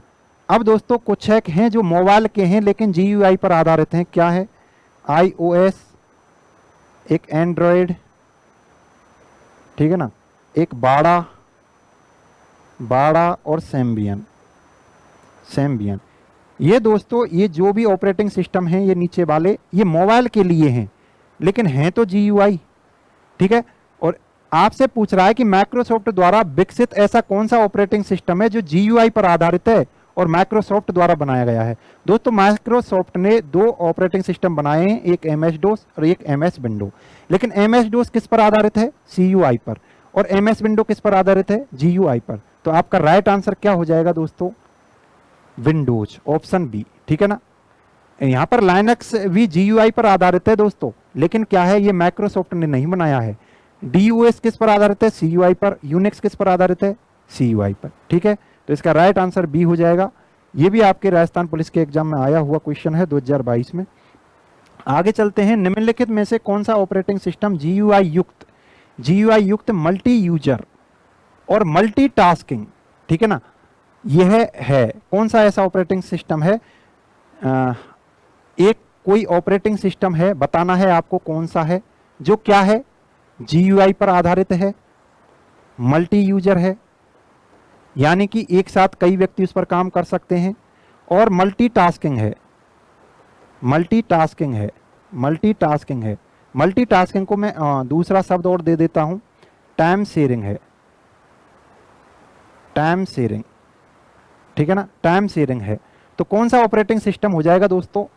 यदि आपने हमारे ऑपरेटिंग सिस्टम की क्लासेस नहीं देखी हैं तो एक बार टाइम निकालकर उनको जरूर देखें, ये सभी क्वेश्चन आपके वहां से कवर हो जाएंगे। जितनी भी प्रॉपर्टीज ये पूछ रहे हैं हमने एग्जाम्पल के थ्रू, जो आपका वीडियो नंबर 15 है, ठीक है ना, लेक्चर नंबर 15 है, उसमें एग्जाम्पल लेकर हमने डिटेल में इनको समझाया है। तो GUI पर आधारित मल्टी यूजर और मल्टीटास्किंग कौन सा है दोस्तों, तो कौन सा हो जाएगा, DOS, Windows, Android, red hat. तो देखो सबसे पहले तो आपको क्या करना है, एलिमिनेट मेथड अपनाना है। DOS दोस्तों क्या है, DOS है CUI पर आधारित, अभी हमने चर्चा की थी। तो यानी ये तो पहली कंडीशन रिजेक्ट होगी यहाँ, तो ये तो हो ही नहीं सकता। उसके बाद विंडोज ऑपरेटिंग सिस्टम GUI पर आधारित है क्या, हाँ है सर। तो क्या मल्टीटास्किंग है क्या, बिल्कुल है सर। क्या मल्टी यूजर है क्या, मल्टी यूजर नहीं है, यहाँ पर ये रिजेक्ट हो गया। ये क्या है दोस्तों, window operating system single user है। उसके बाद एंड्रॉयड भी दोस्तों GUI है, मल्टीटास्किंग है, लेकिन क्या है वो, सिंगल यूजर ही है। रेड हैट लाइनक्स, ये लाइनक्स का ही एक वर्जन है दोस्तों। आपने सुना होगा एक उबंतु होता है, उबंतु, फेडोरा, ये सभी लाइनक्स के वर्जन हैं, यानी अलग अलग कंपनियों ने लाइनक्स को लेकर बनाए हैं, ठीक है। तो ये क्या होता है दोस्तों, लाइनक्स ये GUI पर भी आधारित है, मल्टी यूजर भी है, मल्टीटास्किंग भी है। तो इसका राइट आंसर क्या हो जाएगा दोस्तों, ऑप्शन डी, यानी लाइनक्स। कितना बेहतरीन क्वेश्चन आया है दोस्तों, आप सोच नहीं सकते। यदि आपने अंदर तक नहीं पढ़ी हुई ये चीजें तो ये क्वेश्चन आपसे होने वाले नहीं है। इसलिए हमारे लेक्चर नंबर 15 को तो आप जरूर देख लें, ठीक है। तो ये राजस्थान पुलिस के जो 13/5/2022 को एग्जाम हुआ था उसमें आया हुआ क्वेश्चन है। आगे चलते हैं। अगला क्वेश्चन है, निम्नलिखित में से कौन सा ऑपरेटिंग सिस्टम GUI का समर्थन नहीं करता है। इसका मतलब है GUI को सपोर्ट नहीं करता है। तो किसको सपोर्ट करेगा? CUI को करेगा। CUI में हमने दो एग्जाम्पल देखे हैं, एक होता है MS DOS और दूसरा क्या होता है दोस्तों? दूसरा होता है यूनिक्स। इनमें से जो भी आपके ऑप्शन में मिलेगा वो सही हो जाएगा। डॉस, विंडोज 7, विंडोज 10 ये अभी आपके क्या हैं? वर्जन हैं। लाइनक्स किस पर आधारित है? GUI पर। डॉस की फुल फॉर्म आप याद कर लेना दोस्तों, डॉस की फुल फॉर्म याद कर लेना आप, disk operating system, disk operating system, ये आप याद कर लेना। तो इसका राइट आंसर क्या हो जाएगा दोस्तों? डॉस ही हो जाएगा। ये किस पर आधारित है? CUI पर आधारित है, यह GUI पर आधारित नहीं है। आगे चलते हैं। GUI ऑपरेटिंग सिस्टम के संदर्भ में कौन सा कथन गलत है? बहुत बेहतरीन क्वेश्चन। यदि आपने हमारी थ्योरी देख रखी है ये क्वेश्चन वहां से कवर हो जाएगा। पहली या दूसरी हमारी जो लेक्चर है वो ऑपरेटिंग सिस्टम का, ठीक है ना, 10 नंबर का होगा लेक्चर या 11th नंबर का होगा, वहां पर हमने इस क्वेश्चन को कवर कर रखा है। लेक्चर नंबर 11 है, वहां पर आप देख लेना, ठीक है। वहां से इसका ऑप्शन ए है, हम किसी सिस्टम की मूल कार्य क्षमता को नहीं बदल सकते, ठीक है ना। तो इसका आपको देखना है क्या ये सही है या गलत है। दोस्तों आप बताओ, ऑपरेटिंग सिस्टम बना दिया ऑपरेटिंग सिस्टम बना दिया, क्या उसके अंतर्गत आप कोई यूजर हो उसमें कुछ फेरबदल कर सकते हो क्या? जैसा वो आ गया उसी हिसाब वर्किंग करेगा, उसमें हम कुछ नहीं बदल सकते, ठीक है ना। तो ये आपका क्या है? सही आंसर है। उसके बाद ऑप्शन बी है, सिस्टम को कार्य करने में कम शक्ति पावर लगती है, ठीक है। कम शक्ति की पावर यानी कम पावर यानी जो इलेक्ट्रिक पावर है, ठीक है ना, इलेक्ट्रिसिटी है, कम की जरूरत होती है। उसके बाद ये अधिक मेमोरी स्पेस खपत करता है और यह साधारण कमांड आधारित इंटरफेस की तुलना में धीमा है, यानी कि यह CLI की तुलना में धीमा है, ठीक है ना। CLI की तुलना में कौन धीमा है? GUI, ठीक है ना। और क्या है दोस्तों? यह अधिक मेमोरी स्पेस खपत करता है। कौन ज्यादा मेमोरी खपत कर रहा है? CUI CLI से ज्यादा मेमोरी खपत कर रहा है। कम शक्ति पावर की, दोस्तों जब मेमोरी ज्यादा ले रहा है तो पावर की ज्यादा की आवश्यकता होगी। पावर GUI CUI से ज्यादा लेता है, CLI से ज्यादा लेता है। ये आपका सही हो गया। हाँ, जो आपका GUI है, क्योंकि इसमें आप WIMP होता है, विंडोज आइकन, ठीक है ना, मेनू और पॉइंटर, इसलिए ये धीमा रहता है CLI की तुलना में। ये आपका राइट हो गया। उसके बाद ये अधिक मेमोरी स्पेस खपत करता है, अधिक मेमोरी चाहिए GUI के लिए, बिल्कुल सही है। लेकिन सिस्टम को कार्य करने में कम शक्ति पावर लगती है, नहीं सर, इसके लिए ज़्यादा पावर की जरूरत पड़ेगी, क्योंकि ये हमारे लिए एक बढ़िया इंटरफेस, यूजर फ्रेंडली इंटरफेस उपलब्ध करा के दे रहा है, आपको लिए पिक्चर उपलब्ध करा के दे रहा है, आइकन उपलब्ध करा के दे रहा है, तो इसके लिए ज़्यादा पावर की तो जरूरत पड़ेगी। तो इसका कौन सा राइट आंसर हो गया? राइट आंसर तो बी हो गया, लेकिन ये कैसा कथन है? गलत कथन है। तो जब भी आप दोस्तों एग्जाम में क्वेश्चन करें तो आपको यहाँ पर ध्यान देना है कि गलत पूछा है या सही पूछा है। कई बार हमारे आते हुए क्वेश्चन यहाँ से गलत हो जाते हैं, ठीक है। अब हम आगे चलते हैं। आगे हमारा क्वेश्चन है, टर्मिनल या कंसोल विंडो में कमांड टाइप करके निम्न में से कौन आमतौर पर उपयोगकर्ताओं को ऑपरेटिंग सिस्टम के साथ इंटरेक्ट करने की अनुमति देता है? दोस्तों इतना आपको पढ़ने की जरूरत ही नहीं है। यह कहना चाह रहा है कि ऐसा कौन सा ऑपरेटिंग सिस्टम है जिसके अंतर्गत केवल टाइप करके ही कमांड दी जा सकती है, यानी आप पॉइंटर का उपयोग नहीं कर सकते, माउस का उपयोग नहीं कर सकते। तो आपको पता होगा दोस्तों, इंटरफेस दो ही तरह के तो होते हैं, एक CLI या CUI और दूसरा GUI, ग्राफिकल यूजर इंटरफेस। तो CLI होगा, उसमें कमांड लाइन इंटरफेस उसकी फुल फॉर्म हो जाएगी। तो इसके अंतर्गत क्या होगा? कमांड टाइप करके दी जाती हैं। तो आपका राइट आंसर क्या हो गया दोस्तों? राइट आंसर हो गया आपका क्या? कमांड लाइन इंटरफेस, ठीक है। तो आगे चलते हैं। आगे आपका क्वेश्चन है खाली जगह, यानी कौन सा ऑपरेटिंग सिस्टम का कोर पार्ट होता है? यह ऑपरेटिंग सिस्टम के अन्य सभी भागों को मूलभूत सेवाएं प्रदान करता है, ठीक है दोस्तों। यदि आपने ऑपरेटिंग सिस्टम का स्ट्रक्चर पढ़ा होगा तो आपने देखा होगा कि कंप्यूटर के जो आपका ऑपरेटिंग सिस्टम है उसके स्ट्रक्चर में इंटरनल पार्ट क्या होता है? हार्डवेयर, और उसके ऊपर दोस्तों क्या होता है? Operating system. ऑपरेटिंग सिस्टम की दो लेयर होती हैं, ऑपरेटिंग सिस्टम की दो लेयर होती हैं दोस्तों। एक होती है कर्नेल और एक होती है सेल। ठीक है दोस्तों, एक होती है कर्नेल और एक होती है सेल। कर्नेल क्या होता है दोस्तों, ऑपरेटिंग सिस्टम का, ये ऑपरेटिंग सिस्टम ही है, इसके दो लेयर होती हैं, कर्नेल एक सेल, और उसके ऊपर होता है, और इसके ऊपर होता है एप्लीकेशन लेयर, एप्लीकेशन लेयर, और उसके ऊपर बैठा होता है कौन आपका, उसके ऊपर बैठा होता है आपका यूजर, यूजर। ठीक है ना।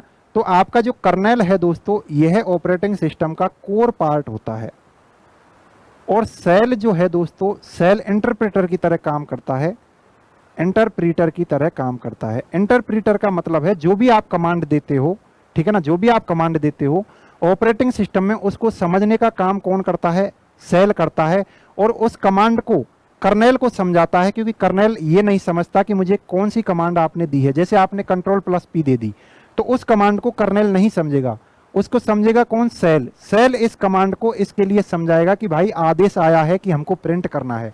उसके बाद सेल आपका अपनी भाषा में कर्नेल को समझा देगा, उसके बाद आप हार्डवेयर का एक्सेस कर पाओगे, यानी प्रिंटर को यूज ले पाओगे। ठीक है ना। तो प्रिंटर को यूज लेने के लिए, क्योंकि दोस्तों हार्डवेयर यानी रिसोर्सेज को मैनेज कौन कर रहा है, ऑपरेटिंग सिस्टम। ऑपरेटिंग सिस्टम भी दो लेयर में डिवाइड होता है, एक सेल एक कर्नेल। सेल ऐसा होता है जितनी भी कमांडें हम देते हैं उनको ये समझाता है कर्नेल के लिए, और कर्नेल उसको जो भी आप हार्डवेयर यूज लेना चाह रहे हो उसको नियंत्रित करने का काम करता है, उसको आपके लिए उपलब्ध कराता है।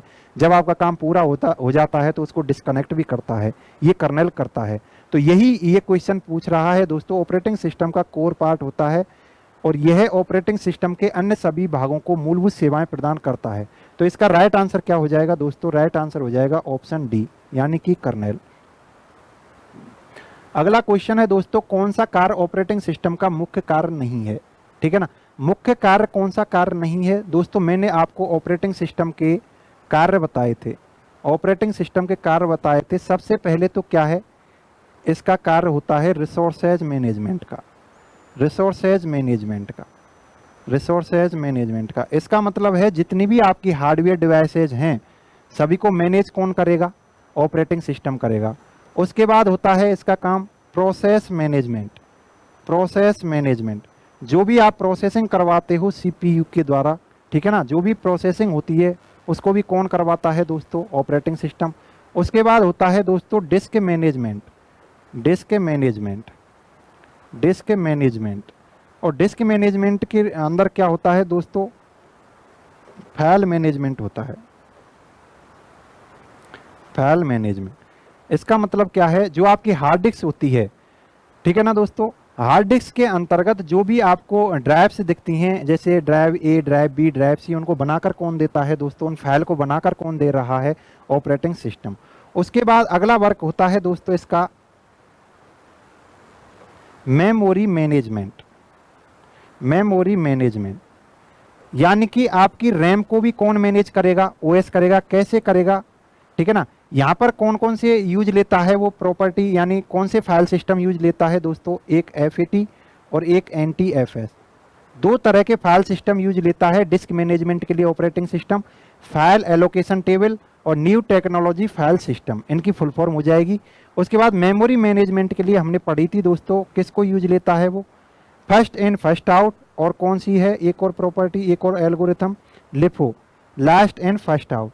ये चीज़ें आपका जो ऑपरेटिंग सिस्टम है इनको यूज लेता है। ठीक है, आपका जो भी आप किसी भी नेटवर्क से आप कनेक्ट होंगे उनको भी मैनेज कौन करेगा, आपका ऑपरेटिंग सिस्टम करेगा। तो ऑप्शन ए मेमोरी प्रबंधन ये सही है। डिवाइस प्रबंधन, डिवाइस प्रबंधन, डिवाइस क्या होती है दोस्तों, हार्डवेयर ही होता है, इसलिए ये भी सही हो जाएगा। नेटवर्क प्रबंधन ये भी सही हो जाएगा, क्योंकि जब आप किसी दूसरे व्यक्ति से कंप्यूटर के द्वारा जुड़ोगे तो उसको भी मैनेज करने का काम कौन करेगा, आपका ऑपरेटिंग सिस्टम करेगा। लेकिन ऑप्शन डी है दोस्तों मेलवेयर से सुरक्षा। दोस्तों मेलवेयर, मेलवेयर का मतलब होता है दोस्तों मैलिशियस सॉफ्टवेयर। ठीक है, मैलिशियस सॉफ्टवेयर इसका मतलब होता है, मेलवेयर का मतलब होता है मैलिशियस सॉफ्टवेयर, मैलिशियस सॉफ्टवेयर, यानी ऐसे सॉफ्टवेयर जो हमारे कंप्यूटर में दुर्भावनापूर्ण उद्देश्य से आते हैं, यानी कोई ना कोई खराबी करने के लिए आते हैं, वो मेलवेयर कहलाते हैं। अब मेलवेयर से सुरक्षा क्या ऑपरेटिंग सिस्टम देता है क्या, नहीं। मेलवेयर से सुरक्षा के लिए तो हमारे पास एंटीवायरस होते हैं दोस्तों, एंटीवायरस हमें डाउनलोड करने पड़ते हैं, वहाँ से हमें सुरक्षा मिलती है, ऑपरेटिंग सिस्टम नहीं देता है। तो आपका राइट आंसर क्या हो जाएगा दोस्तों, ऑप्शन डी, ये ऑपरेटिंग सिस्टम का काम नहीं है। ये किसका काम है दोस्तों? यह एंटीवायरस का काम है, एंटीवायरस का काम है। ठीक है, ये अब हम चलते हैं अगले क्वेश्चन की तरफ। अगला क्वेश्चन है, निम्नलिखित में से कौन सा विकल्प ऑपरेटिंग सिस्टम का एक कार्य नहीं है? तो अभी हमने डिस्कस किए थे दोस्तों, मेमोरी प्रबंधन इसका कार्य होता है, प्रोसेस प्रबंधन, फाइल प्रबंधन यानी फाइल मैनेजमेंट, डेटाबेस प्रबंधन इसका काम नहीं होता दोस्तों। डेटाबेस प्रबंधन होता है दोस्तों, डीबीएमएस सॉफ्टवेयर आते हैं, डीबीएमएस सॉफ्टवेयर आते हैं, यानी कि जैसे आपने सुना होगा ओरेकल, ठीक है ना, ये एप्लीकेशन सॉफ्टवेयर होते हैं दोस्तों, यह एप्लीकेशन सॉफ्टवेयर होते हैं। तो एप्लीकेशन सॉफ्टवेयर का काम होता है, ठीक है, डेटाबेस प्रबंधन। ये आपके राजस्थान पुलिस से जो 7 नवंबर 2020 में हुआ था उसमें आया हुआ क्वेश्चन है, तो ये आपका राइट आंसर हो जाएगा, यानी डेटाबेस प्रबंधन ऑपरेटिंग सिस्टम का काम नहीं होता है। उसके बाद हम चलते हैं आगे की ओर। तो अगला क्वेश्चन है, निम्नलिखित में से कौन सा विकल्प ऑपरेटिंग सिस्टम का एक कार्य नहीं है? ये क्वेश्चन रिपीट हो गया है दोस्तों, ऑप्शन डी ही राइट आंसर रहेगा। तो अगले क्वेश्चन पर आते हैं, निम्नलिखित में से कौन सा विकल्प ऑपरेटिंग सिस्टम का एक कार्य है? यहाँ पर क्वेश्चनों में आपको देखना है कार्य पूछ रहा है या नहीं, कोई कार्य है या नहीं, इन पर जोर देना है आपको। क्या ऑपरेटिंग सिस्टम का वर्ड प्रोसेसिंग काम है? अरे वर्ड प्रोसेसिंग तो दोस्तों एमएस वर्ड का काम होता है। एमएस वर्ड क्या है? एक एप्लीकेशन सॉफ्टवेयर है, एप्लीकेशन सॉफ्टवेयर है, एप्लीकेशन सॉफ्टवेयर है। उसके बाद बी, इंटरनेट की गति प्रबंधन। अरे इंटरनेट की स्पीड से इसका क्या लेना देना? ऑपरेटिंग सिस्टम इंटरनेट की स्पीड को कम ज़्यादा नहीं कर सकता। इंटरनेट की स्पीड तो दोस्तों बिट रेट पर डिपेंड करती है, बिट रेट, कितनी बिट आप भेज रहे हो, ठीक है ना, उस पर डिपेंड करती है। ऑप्शन सी, सिस्टम संसाधन प्रबंधन। ऑप्शन डी, डेटाबेस प्रबंधन। डेटाबेस प्रबंधन अभी हमने देखा था दोस्तों, ये तो इसका कार्य नहीं है, ना ये कार्य ना ये कार्य, तो इसका राइट आंसर क्या हो जाएगा दोस्तों? ये है। अब देखो दोस्तों, यहाँ पर संसाधन यूज हो रहा है, सिस्टम संसाधन। संसाधन का मतलब होता है दोस्तों इंग्लिश में होता है रिसोर्सेज, और रिसोर्सेज किसे बोलते हैं हम? रिसोर्सेज बोलते हैं हार्डवेयर को। तो हार्डवेयर को मैनेज करने का, यानी इनपुट आउटपुट डिवाइसेज हैं, इनको मैनेज करने का काम कौन करता है दोस्तों? आपका ऑपरेटिंग सिस्टम करता है। ये काम किसका है? ये काम तो डीबीएमएस के सॉफ्टवेयर आते हैं, जो एप्लीकेशन सॉफ्टवेयर होते हैं, ठीक है ना। तो इसका राइट आंसर ऑप्शन सी हो जाएगा। हम चलते हैं आगे। अगला क्वेश्चन है हमारा, निम्नलिखित में से कौन सा विकल्प ऑपरेटिंग सिस्टम का एक कार्य नहीं है? अब यहाँ पर फिर से नहीं है पूछा है, यानी कि 3 उसके कार्य होंगे, एक ऐसा होगा जो इसका कार्य नहीं है। ऑप्शन ए, डिवाइस मैनेजमेंट। डिवाइस मतलब क्या हो गई? हार्डवेयर। हार्डवेयर मैनेजमेंट तो ऑपरेटिंग सिस्टम करता है। फाइल मैनेजमेंट यानी disc management, operating hard disk को मैनेज करता है, उसके अंतर्गत जो भी फाइल है उनको मैनेज करता है। किसके थ्रू? एफएटी आपने सुना होगा, file allocation table, NTFS, new technology file system, इनके द्वारा फाइल को मैनेज करने का काम करता है। ध्वनि मैनेजमेंट, ध्वनि के लिए कौन सी हार्डवेयर आप यूज लेते हो दोस्तों? स्पीकर, तो स्पीकर को भी ये मैनेज करने का काम करेगा, ठीक है ना। आपकी ऑनलाइन सुरक्षा, यानी अभी हमने देखा था, यानी कि मेलवेयर से सिक्योरिटी जो भी हो रहा था, ऑनलाइन सुरक्षा ये प्रदान नहीं करेगा। ऑनलाइन सुरक्षा यानी कोई भी आपका वायरस है, वॉर्म है, रैंसमवेयर है, एडवेयर है, जितने भी मेलवेयर हैं यानी मेलिशियस सॉफ्टवेयर हैं जो आपके कंप्यूटर में दुर्भावनापूर्ण उद्देश्य से आते हैं, उनसे सुरक्षा के लिए आपको क्या डाउनलोड करना पड़ेगा? एंटीवायरस। एंटीवायरस यानी कि ये वर्क नहीं करता उनके लिए, तो ये आपका राइट आंसर हो जाएगा। राजस्थान पुलिस 6 नवंबर 2020 में आया हुआ क्वेश्चन है। उसके बाद अगला क्वेश्चन है, ऑपरेटिंग सिस्टम का क्या काम है? देख लो दोस्तों, कितने क्वेश्चन ऑपरेटिंग सिस्टम के कार्य से रिलेटेड आ चुके हैं। ऑप्शन ए, सी भाषा के प्रोग्राम को मशीनी भाषा में बदलना। दोस्तों ये काम होता है किसका? ये काम तो होता है लैंग्वेज ट्रांसलेटर का, अभी हमने पढ़ा था लैंग्वेज ट्रांसलेटर। लैंग्वेज ट्रांसलेटर का काम होता है किसी भाषा को दूसरी भाषा में बदलना। उसके बाद ऑप्शन बी है, असेंबली भाषा के प्रोग्राम को मशीनी भाषा में बदलना।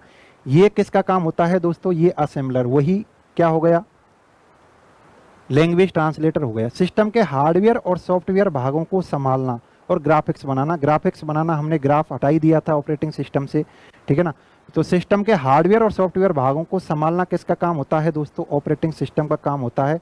यह एक टेक्निकल एग्जाम होता है, सूचना सहायक, जो 2008 में हुआ था, उसमें आया हुआ क्वेश्चन है, ठीक है ना। ये दोनों काम ट्रांसलेटर के हो गए, तो इसका राइट आंसर क्या हो गया दोस्तों? हार्डवेयर इसको संभालना। दोस्तों यहाँ पर सी भाषा प्रयोग हुई है, ठीक है ना। सी भाषा के इन्वेंटर आपको याद रखने हैं, ये क्वेश्चन कई बार पूछा गया है इसलिए बार बार बता रहा हूं। Dennis Ritchie, Dennis Ritchie, Dennis Ritchie. ठीक है ना, आगे चलते हैं। हमारा अगला क्वेश्चन है, फाइल बनाना ऑपरेटिंग सिस्टम के किस प्रबंधन का कार्य का भाग होता है? फाइल बनाना दोस्तों कौन सा मैनेजमेंट हुआ? फाइल मैनेजमेंट ही तो हुआ। यहाँ तो सोचने की जरूरत ही नहीं है, फ्री का क्वेश्चन मिला है आपके लिए। तो क्या आंसर हो गया दोस्तों? File management. ठीक है, यह है 7 नवंबर 2020 में एग्जाम हुआ था, उसमें आया हुआ क्वेश्चन है। अगला क्वेश्चन है, यूजर और सिस्टम प्रोसेस निर्मित करना। यूजर और सिस्टम के लिए प्रोसेस निर्मित करना ऑपरेटिंग सिस्टम के किस प्रबंधन कार्य का भाग होता है? अब प्रोसेस निर्मित कर रहा है तो दोस्तों प्रोसेस मैनेजमेंट ही तो हुआ। प्रोसेस मैनेजमेंट ही तो हुआ। प्रोसेस निर्मित कर रहा है यानी प्रोसेस क्रिएट कर रहा है, तो कौन सा हुआ? Process management. तो इसका राइट आंसर, यानी 2 क्वेश्चन आपके 2020 में फ्री के आए थे। ठीक है ना, आप कंफ्यूज हो गए होंगे वहां पर भी। उसके बाद आता है प्रोग्रामों का एक सेट जो एक कंप्यूटर के मूल कार्य जैसे कि टास्क शेड्यूलिंग पेरिफेरल डिवाइसेस के नियंत्रण में सहायता प्रदान करता है। यानी आप पेरिफेरल डिवाइसों को नियंत्रित करना चाहते हो तो उस प्रोग्राम के सेट को यूज लेते हो, उसे क्या कहते हैं दोस्तों? अब यहाँ पर ध्यान दो, पेरिफेरल डिवाइसेस क्या हो गई दोस्तों? हार्डवेयर। और हार्डवेयर को मैनेज करने का काम कौन कर रहा है दोस्तों? Operating system. Operating system. तो इसका राइट आंसर क्या हो गया दोस्तों? राइट आंसर हो गया ऑपरेटिंग सिस्टम। ठीक है, हम कंपाइलर को पढ़ चुके हैं, इंटरप्रेटर को भी पढ़ चुके हैं और असेंबलर को भी पढ़ चुके हैं। असेंबलर क्या होता है दोस्तों? असेंबली लैंग्वेज को मशीन लैंग्वेज में कन्वर्ट करता है। इंटरप्रेटर आपकी हाई लेवल लैंग्वेज को लो लेवल लैंग्वेज में कन्वर्ट करता है, लेकिन लाइन बाई लाइन। ऐसे ही आपका कंपाइलर क्या हो जाएगा दोस्तों? हाई लेवल लैंग्वेज को लो लेवल लैंग्वेज में कन्वर्ट करता है, लेकिन एक प्रोग्राम को एक साथ, यानी पूरे प्रोग्राम को एक साथ कन्वर्ट कर देता है। ये लाइन बाई लाइन नहीं करता। ये इनमें कंपाइलर और इंटरप्रेटर में अंतर है। आगे चलते हैं दोस्तों। ऑपरेटिंग सिस्टम का निम्न में से कौन सा function secondary memory, secondary storage media पर फाइलों के लिए स्थान आवंटित करने हेतु उत्तरदायी है? यानी कि ये क्या कह रहा है कि आपको फाइल मैनेज करनी है। फाइल मैनेज कहाँ होगी दोस्तों? फाइल मैनेजमेंट कहाँ करते हैं अपन? हार्ड डिस्क के अंतर्गत करते हैं। और हार्ड डिस्क कैसी डिवाइस हो गई दोस्तों? हार्ड डिस्क हो गई सेकेंडरी डिवाइस। हार्ड डिस्क कैसी डिवाइस हो गई दोस्तों? हार्ड डिस्क हो गई सेकेंडरी डिवाइस। तो ये वही पूछ रहा है कि ओएस का कौन सा फंक्शन है जो सेकेंडरी डिवाइस में फाइलों के मैनेज के लिए मैनेज करता है, फाइलों को मैनेज करता है। तो कौन सा हो जाएगा दोस्तों? Memory allocation, process management, user management, option D file and disc management. यानी फाइल को मैनेज कौन करेगा? ठीक है ना, कौन सा फंक्शन है जो फाइल को मैनेज करेगा? फाइल मैनेजमेंट या डिस्क मैनेजमेंट, जो भी आप बोलना चाहो। बिल्कुल गला बोलने लग गया दोस्तों। ठीक है ना, 1-1.5 घंटा तो हो गया होगा। इसके कम से कम 70 क्वेश्चन हैं दोस्तों। अगला क्वेश्चन है, निम्नलिखित में से कौन सा ऑपरेटिंग सिस्टम समान कार्यों को एक साथ समूह में रखता है, उन्हें निष्पादित करता है? तो कौन सा ऑपरेटिंग सिस्टम दोस्तों? जब मैंने ऑपरेटिंग सिस्टम आपको पढ़ाया था तो कुछ टाइप बताए थे। एक होता है बैच ऑपरेटिंग सिस्टम, एक होता है मल्टी प्रोग्रामिंग ऑपरेटिंग सिस्टम, एक होता है मल्टीटास्किंग ऑपरेटिंग सिस्टम। ठीक है, एक होता है मल्टी प्रोसेसिंग ऑपरेटिंग सिस्टम, एक होता है मल्टी यूजर। ठीक है ना, एक होता है ओपन सोर्स, एक होता है प्रोप्राइटर, और होते हैं एक होता है सिंगल यूजर ऑपरेटिंग सिस्टम, एक होता है मल्टी यूजर ऑपरेटिंग सिस्टम। इन सभी ऑपरेटिंग सिस्टम को हम डिस्कस कर चुके हैं। ठीक है ना, यदि आपने ये नहीं पढ़ रखे हैं तो दोस्तों इनको पढ़ लेना, क्योंकि यहाँ से क्वेश्चन आएगा। और हमने हमारी जो ऑपरेटिंग सिस्टम के जो लेक्चर हैं वहाँ पर इनको कवर करवा रखा है। ठीक है, आपका जो मल्टीटास्किंग है इसको ही अपन एक और नाम देते हैं टाइम शेयरिंग ऑपरेटिंग सिस्टम। ठीक है दोस्तों, तो ये कह रहा है दोस्तों समान कार्यों को एक साथ समूह में रखता है। मैंने आपको बताया था कि समूह कौन सा ऑपरेटिंग सिस्टम बनाता है दोस्तों? समूह बनाता है हमारा बैच ऑपरेटिंग सिस्टम। तो इसका राइट आंसर क्या हो जाएगा दोस्तों? Batch operating system. आगे चलते हैं। अगला क्वेश्चन है, निम्नलिखित में से कौन सा ऑपरेटिंग सिस्टम एक ही समय पर एक से अधिक एप्लीकेशनों को रन करवाने की क्षमता रखता है? दोस्तों मैंने आपको मल्टी प्रोग्रामिंग और मल्टीटास्किंग यानी टाइम शेयरिंग में डिफरेंस बताया था कि मल्टी प्रोग्रामिंग जो ऑपरेटिंग सिस्टम होता है वो एक से अधिक एप्लीकेशंस को यानी ऐप्स को चला सकता है, लेकिन एक बार में एक ही एप्लीकेशन को चलाएगा। लेकिन वहीं हम बात करें मल्टीटास्किंग यानी टाइम शेयरिंग ऑपरेटिंग सिस्टम की, तो वो एक समय पर एक से अधिक एप्लीकेशन को चला सकता है या रन करवा सकता है। तो इसका राइट आंसर क्या हो जाएगा दोस्तों? इसका राइट आंसर हो जाएगा मल्टीटास्किंग। इसे आप क्या और बोल सकते हैं दोस्तों? Time sharing operating system, time sharing operating system. ठीक है, उसके बाद हम चलते हैं आगे। उसके बाद अगले क्वेश्चन पर चलते हैं।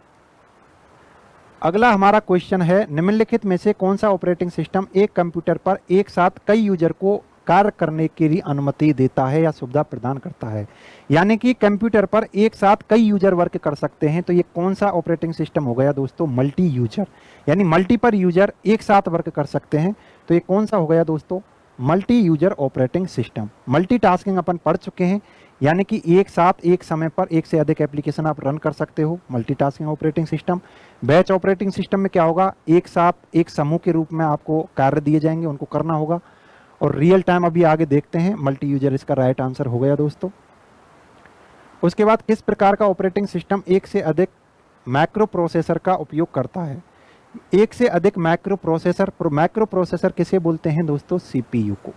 ठीक है, एक से अधिक सीपीयू कौन यूज करता है? तो एक से अधिक मैक्रो प्रोसेसर यूज करेगा दोस्तों, तो वह कौन सा हो जाएगा? Multi processing operating system. Multi processing operating system नाम से इनके ऑपरेटिंग सिस्टम समझ में आ जाते हैं, तो इसका कौन सा आंसर हो जाएगा दोस्तों? Option D, multi processing operating system. आगे आपको देखना है दोस्तों, क्वेश्चन नंबर 44 है, मैक्रो प्रोसेसर का आविष्कार किसने किया था? ए IBM, बी इंटेल, सी एप्पल और डी HCL। दोस्तों यदि हम बात करें मैक्रो प्रोसेसर की, ठीक है ना, मैक्रो प्रोसेसर को दूसरा नाम क्या दे सकते हैं दोस्तों हम? CPU। सबसे पहले CPU किसने बनाया? तो सबसे पहला दुनिया का सबसे पहला मैक्रो प्रोसेसर कौन सा था? मैक्रो प्रोसेसर कौन सा था? मैक्रो प्रोसेसर का नाम क्या है दोस्तों? इंटेल 4004। अब यहाँ से आपको समझ में आ रहा होगा ये किस कंपनी ने बनाया होगा? इंटेल ने।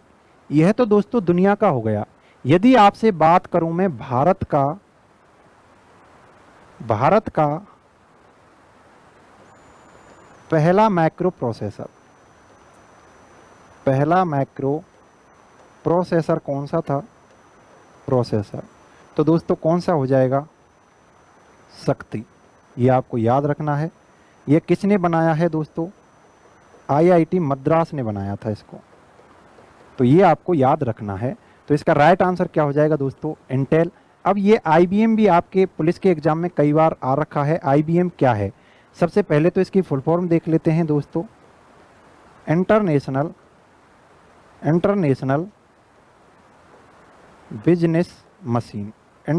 Business machine. ये क्या है दोस्तों? यह एक कंप्यूटर बनाने की कंपनी है। एक ऐसी कंपनी है जो कंप्यूटर बनाती है, कंप्यूटर निर्माता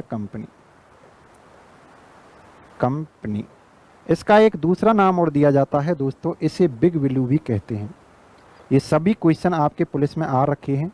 और यह कहाँ की कंपनी है, कौन से देश की है दोस्तों? यह अमेरिका की कंपनी है।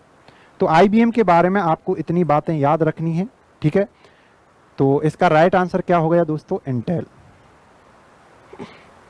उसके बाद आता है दोस्तों एक आपका लिनक्स ऑपरेटिंग सिस्टम है, जो RTOS को किसके रूप में जाना जाता है?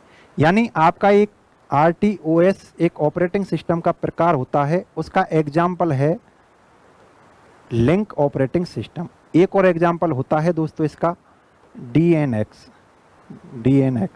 दो एग्जाम्पल हैं RTOS के। अब RTOS की आपको फुल फॉर्म बतानी है कि RTOS होता क्या है। सिंगल टास्किंग ऑपरेटिंग सिस्टम होता है, या मल्टीटास्किंग ऑपरेटिंग सिस्टम होता है, या रियल टाइम ऑपरेटिंग सिस्टम होता है, या टाइम शेयरिंग ऑपरेटिंग सिस्टम होता है? तो दोस्तों RTOS होता है real time operating operating system. अब दोस्तों ये क्या होता है? दोस्तों एक ऐसा ऑपरेटिंग सिस्टम जिसमें किसी प्रोसेस के लिए फिक्स टाइम दिया जाता है, इतने टाइम के बाद वो कंप्लीट होनी चाहिए, ठीक है।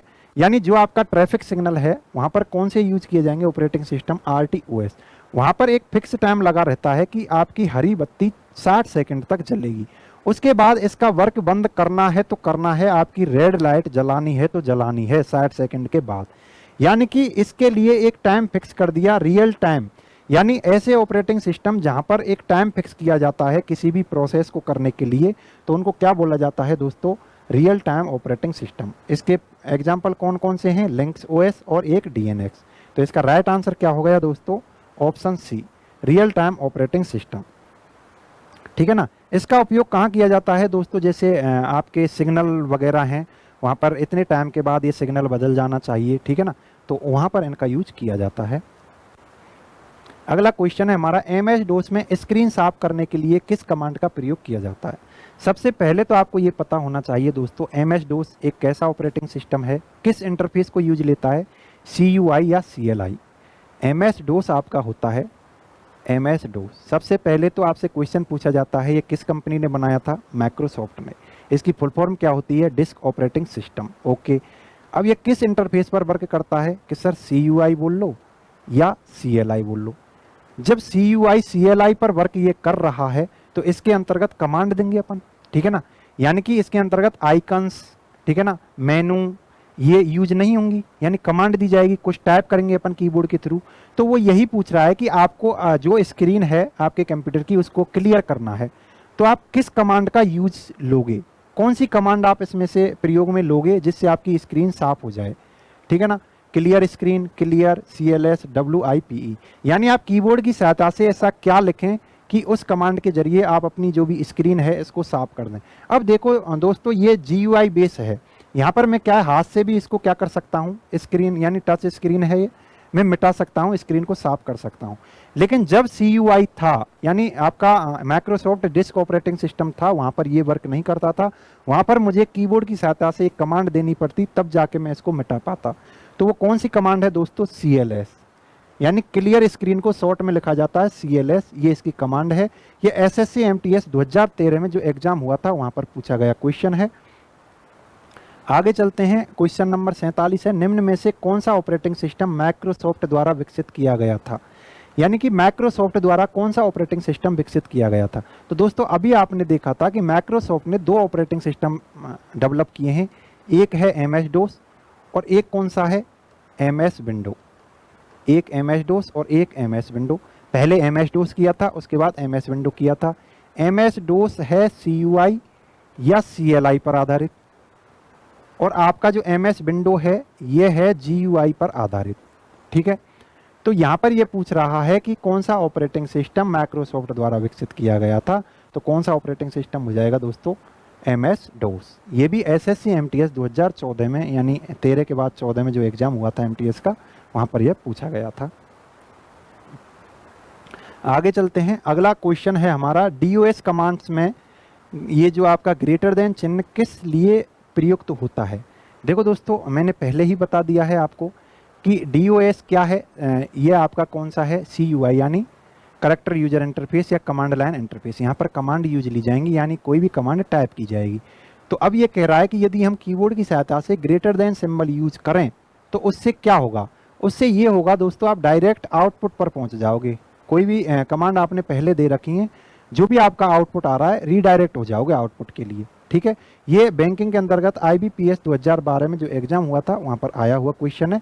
इन कमांड्स को आप याद रख लें क्योंकि ये प्रीवियस एग्जाम में आ चुकी हैं, इसलिए आपके एग्जाम में ये रिपीट की जा सकती हैं। एक CLS और एक है ग्रेटर देन वाली, ठीक है ना। ज़्यादा कमांड याद करने की जरूरत नहीं है। उसके बाद अगला क्वेश्चन है, यूनिक्स में PWD का मतलब क्या है? दोस्तों यूनिक्स के अंतर्गत एक फंक्शन होता है PWD।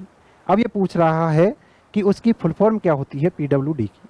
तो पीडब्ल्यूडी की फुल फॉर्म क्या होगी दोस्तों? Option A print word document, option B present working directory, option C print without details, option D password. ये सूचना सहायक का 2008 में जो एग्जाम हुआ था वहां क्वेश्चन पूछा गया है, तो ये आपको याद करना है दोस्तों। इसकी फुल फॉर्म होती है प्रेजेंट वर्किंग डायरेक्टरी। अगला क्वेश्चन है, निम्नलिखित में से कौन सा एक ऑपरेटिंग सिस्टम नहीं है? मैंने आपको सभी ऑपरेटिंग सिस्टम लिखा रखे हैं, मैं पढ़ा चुका हूं ऑपरेटिंग सिस्टम को पूरा डिटेल्स में। अब आपसे पूछ रहा है कि कौन सा इनमें से ऑपरेटिंग सिस्टम नहीं है। Option A IBM AIX, option B Firefox, option C Linux, option D Unix. दोस्तों कई बार ये होगा कि आपसे क्वेश्चन में जो पूछा गया है वो ये एग्जैक्ट आंसर नहीं निकलेगा, ठीक है ना, लेकिन आप क्या कर सकते हो, एलिमिनेट मेथड अपना सकते हो। यानी कोई ना कोई चीज़, यदि आपने पूरा सिलेबस कवर कर रखा है, कोई ना कोई चीज़ आपको हिंट देगी, ठीक है ना, उस क्वेश्चन को सॉल्व करने के लिए। कैसे?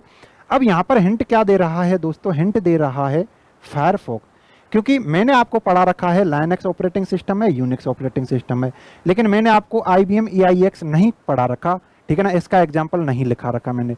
लेकिन अब आप कंफ्यूज हो गए कि राइट आंसर में क्या करूं। चलो दो तो मैंने एलिमिनेट कर दिए, तो दोस्तों यहाँ पर हिंट क्या दे रहा है? फायरफॉक्स। फायरफॉक्स क्या है दोस्तों? यदि आपने वेब ब्राउजर पढ़ा हो, ठीक है ना, तो फायरफॉक्स वेब ब्राउजर का एग्जाम्पल है, वेब ब्राउजर का एग्जाम्पल है। वेब ब्राउजर क्या है दोस्तों? एक एप्लीकेशन सॉफ्टवेयर है, एप्लीकेशन सॉफ्टवेयर है, एप्लीकेशन सॉफ्टवेयर। इसके अंतर्गत और क्या क्या होता है? आपने क्रोम सुना होगा, आपने सफारी सुनी होगी, ठीक है ना, आपने माइक्रोसॉफ्ट एज सुना होगा, माइक्रोसॉफ्ट एज, AGEDGE, ठीक है ना। ये वेब ब्राउजर के क्या हो गए दोस्तों? एग्जाम्पल हो गए। फायरफॉक्स की इसका एग्जाम्पल है। एक आपने सुना होगा ओपेरा, ठीक है ना। ये सभी वेब ब्राउजर के एग्जाम्पल हैं। तो यहाँ से वेब ब्राउजर का एग्जाम्पल उठा के यहाँ दे दिया है। इसलिए कौन सा एक ऑपरेटिंग सिस्टम नहीं है? तो कौन सा नहीं है दोस्तों? ऑप्शन बी नहीं है। अब आपको क्या करना है? IBM AIX को भी अपने नोट्स में लिख लेना है, ठीक है। तो अगला क्वेश्चन है हमारा, निम्न में से कौन सा एक विंडोज ऑपरेटिंग सिस्टम का वर्जन नहीं है? मैं आपको दोस्तों वर्जन लिखा चुका हूं विंडो के, कि विंडो के कौन कौन से वर्जन अभी तक आ चुके हैं। तो ये क्वेश्चन पूछ रहा है ऐसा कौन सा वर्जन है जो विंडो का नहीं आया है। दोस्तों विंडोज का XP वर्जन आ चुका है, विंडो का विस्टा वर्जन आ चुका है, विंडो का 10 वर्जन आ चुका है, विंडोज का 9 नाम से कोई वर्जन नहीं आया था, ठीक है दोस्तों। अभी यहाँ पर आपको दिखाई दे रहे होंगे दोस्तों, यदि नहीं दे रहे तो मैं बता देता हूँ। विंडोज का जो पहला वर्जन था, ठीक है ना, वो 1985 में आया था, विंडो 1 नाम से। उसके बाद विंडो 2 नाम से आया था, उसके बाद विंडो 3 नाम से आया था, उसके बाद विंडो 95 नाम से आया था, उसके बाद विंडो 98 नाम से आया था, उसके बाद विंडो NT नाम से आया था, उसके बाद विंडो ME नाम से आया था, उसके बाद विंडो 2000 आया, उसके बाद विंडो XP आया, उसके बाद विंडो विस्टा आया, उसके बाद विंडो 7 आया, उसके बाद विंडो 8 आया, उसके बाद विंडो 10 आया, और अभी विंडो जो चल रहा है कौन सा वर्जन है दोस्तों? विंडोज 11 जो 2021 में आया है। ये वर्जन आए हैं, इनके अलावा जो भी वर्जन है वो विंडोज का नहीं है। यहाँ पर आपको विंडोज 9 नहीं दिखाई दे रहा होगा, इसलिए इसका राइट आंसर क्या हो जाएगा दोस्तों? विंडोज 9। ये पटवार का जो 2021 में एग्जाम हुआ था वहाँ पर आया हुआ क्वेश्चन है, तो आपके ये क्वेश्चन समझ में आ गया होगा। अगला क्वेश्चन है हमारा, विंडोज 19.5, विंडोज 19.8, विंडोज NT को किस रूप में जाना जाता है? तो क्या है दोस्तों? ये एक ऑपरेटिंग सिस्टम ही तो है। विंडोज क्या है? एक ऑपरेटिंग सिस्टम ही तो है। उसके इसने वर्जन दे दिए हैं, ये भी 2021 में आया हुआ है। तो विंडोज 95 किस प्रकार के ऑपरेटिंग सिस्टम का एक उदाहरण है, ठीक है ना। तो विंडोज क्या है? विंडोज किस प्रकार के ऑपरेटिंग सिस्टम में आता है? यहाँ पर टाइप्स दे रखे हैं, single user operating system, multi user operating system, real time operating system और डिस्ट्रीब्यूटेड ऑपरेटिंग सिस्टम। ये राजस्थान पुलिस का 6 नवंबर 2020 में एग्जाम हुआ था, उसमें आया हुआ क्वेश्चन है दोस्तों। मैंने आपसे बात की थी कि window operating system single user operating system है, ठीक है ना। जब हमने ऑपरेटिंग सिस्टम पढ़े थे विंडोज़ के अंतर्गत मैंने सभी बातें मेंशन कर रखी हैं, दोबारा कर देता हूं। जो आपका विंडो ऑपरेटिंग सिस्टम है, विंडो ओएस है, यह सिंगल यूजर है, सिंगल यूजर है, और यह जीयूआई पर बेस है, और यह प्रोप्राइटर है, प्रोप्राइटर सॉफ्टवेयर है, यानी कि इसको आप फ्री में नहीं ले सकते। और क्या है दोस्तों, और ये मल्टीटास्किंग है, मल्टीटास्किंग, यानी कि टाइम शेयरिंग ऑपरेटिंग सिस्टम है, time sharing operating system, time sharing operating system. ये विंडोज़ के बारे में जो भी प्रॉपर्टीज़ हैं ये होती हैं, यानी ये सिंगल यूजर है, जीयूआई पर बेस्ड है, प्रोप्राइटर है, मल्टीटास्किंग है, यानी टाइम शेयरिंग है। तो इसका राइट आंसर क्या हो जाएगा दोस्तों, सिंगल यूजर ऑपरेटिंग सिस्टम है ये राजस्थान पुलिस का जो एग्जाम हुआ था उसमें आया हुआ क्वेश्चन है। उसके बाद अगला क्वेश्चन है, मैप.नेट जीआईएस सॉफ्टवेयर प्रोडक्ट किस ऑपरेटिंग सिस्टम पर काम करता है। दोस्तों ये क्या है, ये एक जीआईएस सॉफ्टवेयर है, एक ऐसा सॉफ्टवेयर है जो आपको सूचनाएं उपलब्ध कराता है, ठीक है ना, भौगोलिक सूचनाएं इंफॉर्मेशन देता है। ये किस में आता है दोस्तों, जब आप विंडोज़ खरीद कर लाओगे तो वहाँ पर ये सॉफ्टवेयर उसके अंतर्गत आता है, ठीक है। तो किस ऑपरेटिंग सिस्टम पर ये वर्क करता है दोस्तों, विंडोज़ पर, ये आपको याद रखना है। इसकी जीआईएस की आपको फुल फॉर्म याद रख लेनी है दोस्तों, जियोग्राफिकल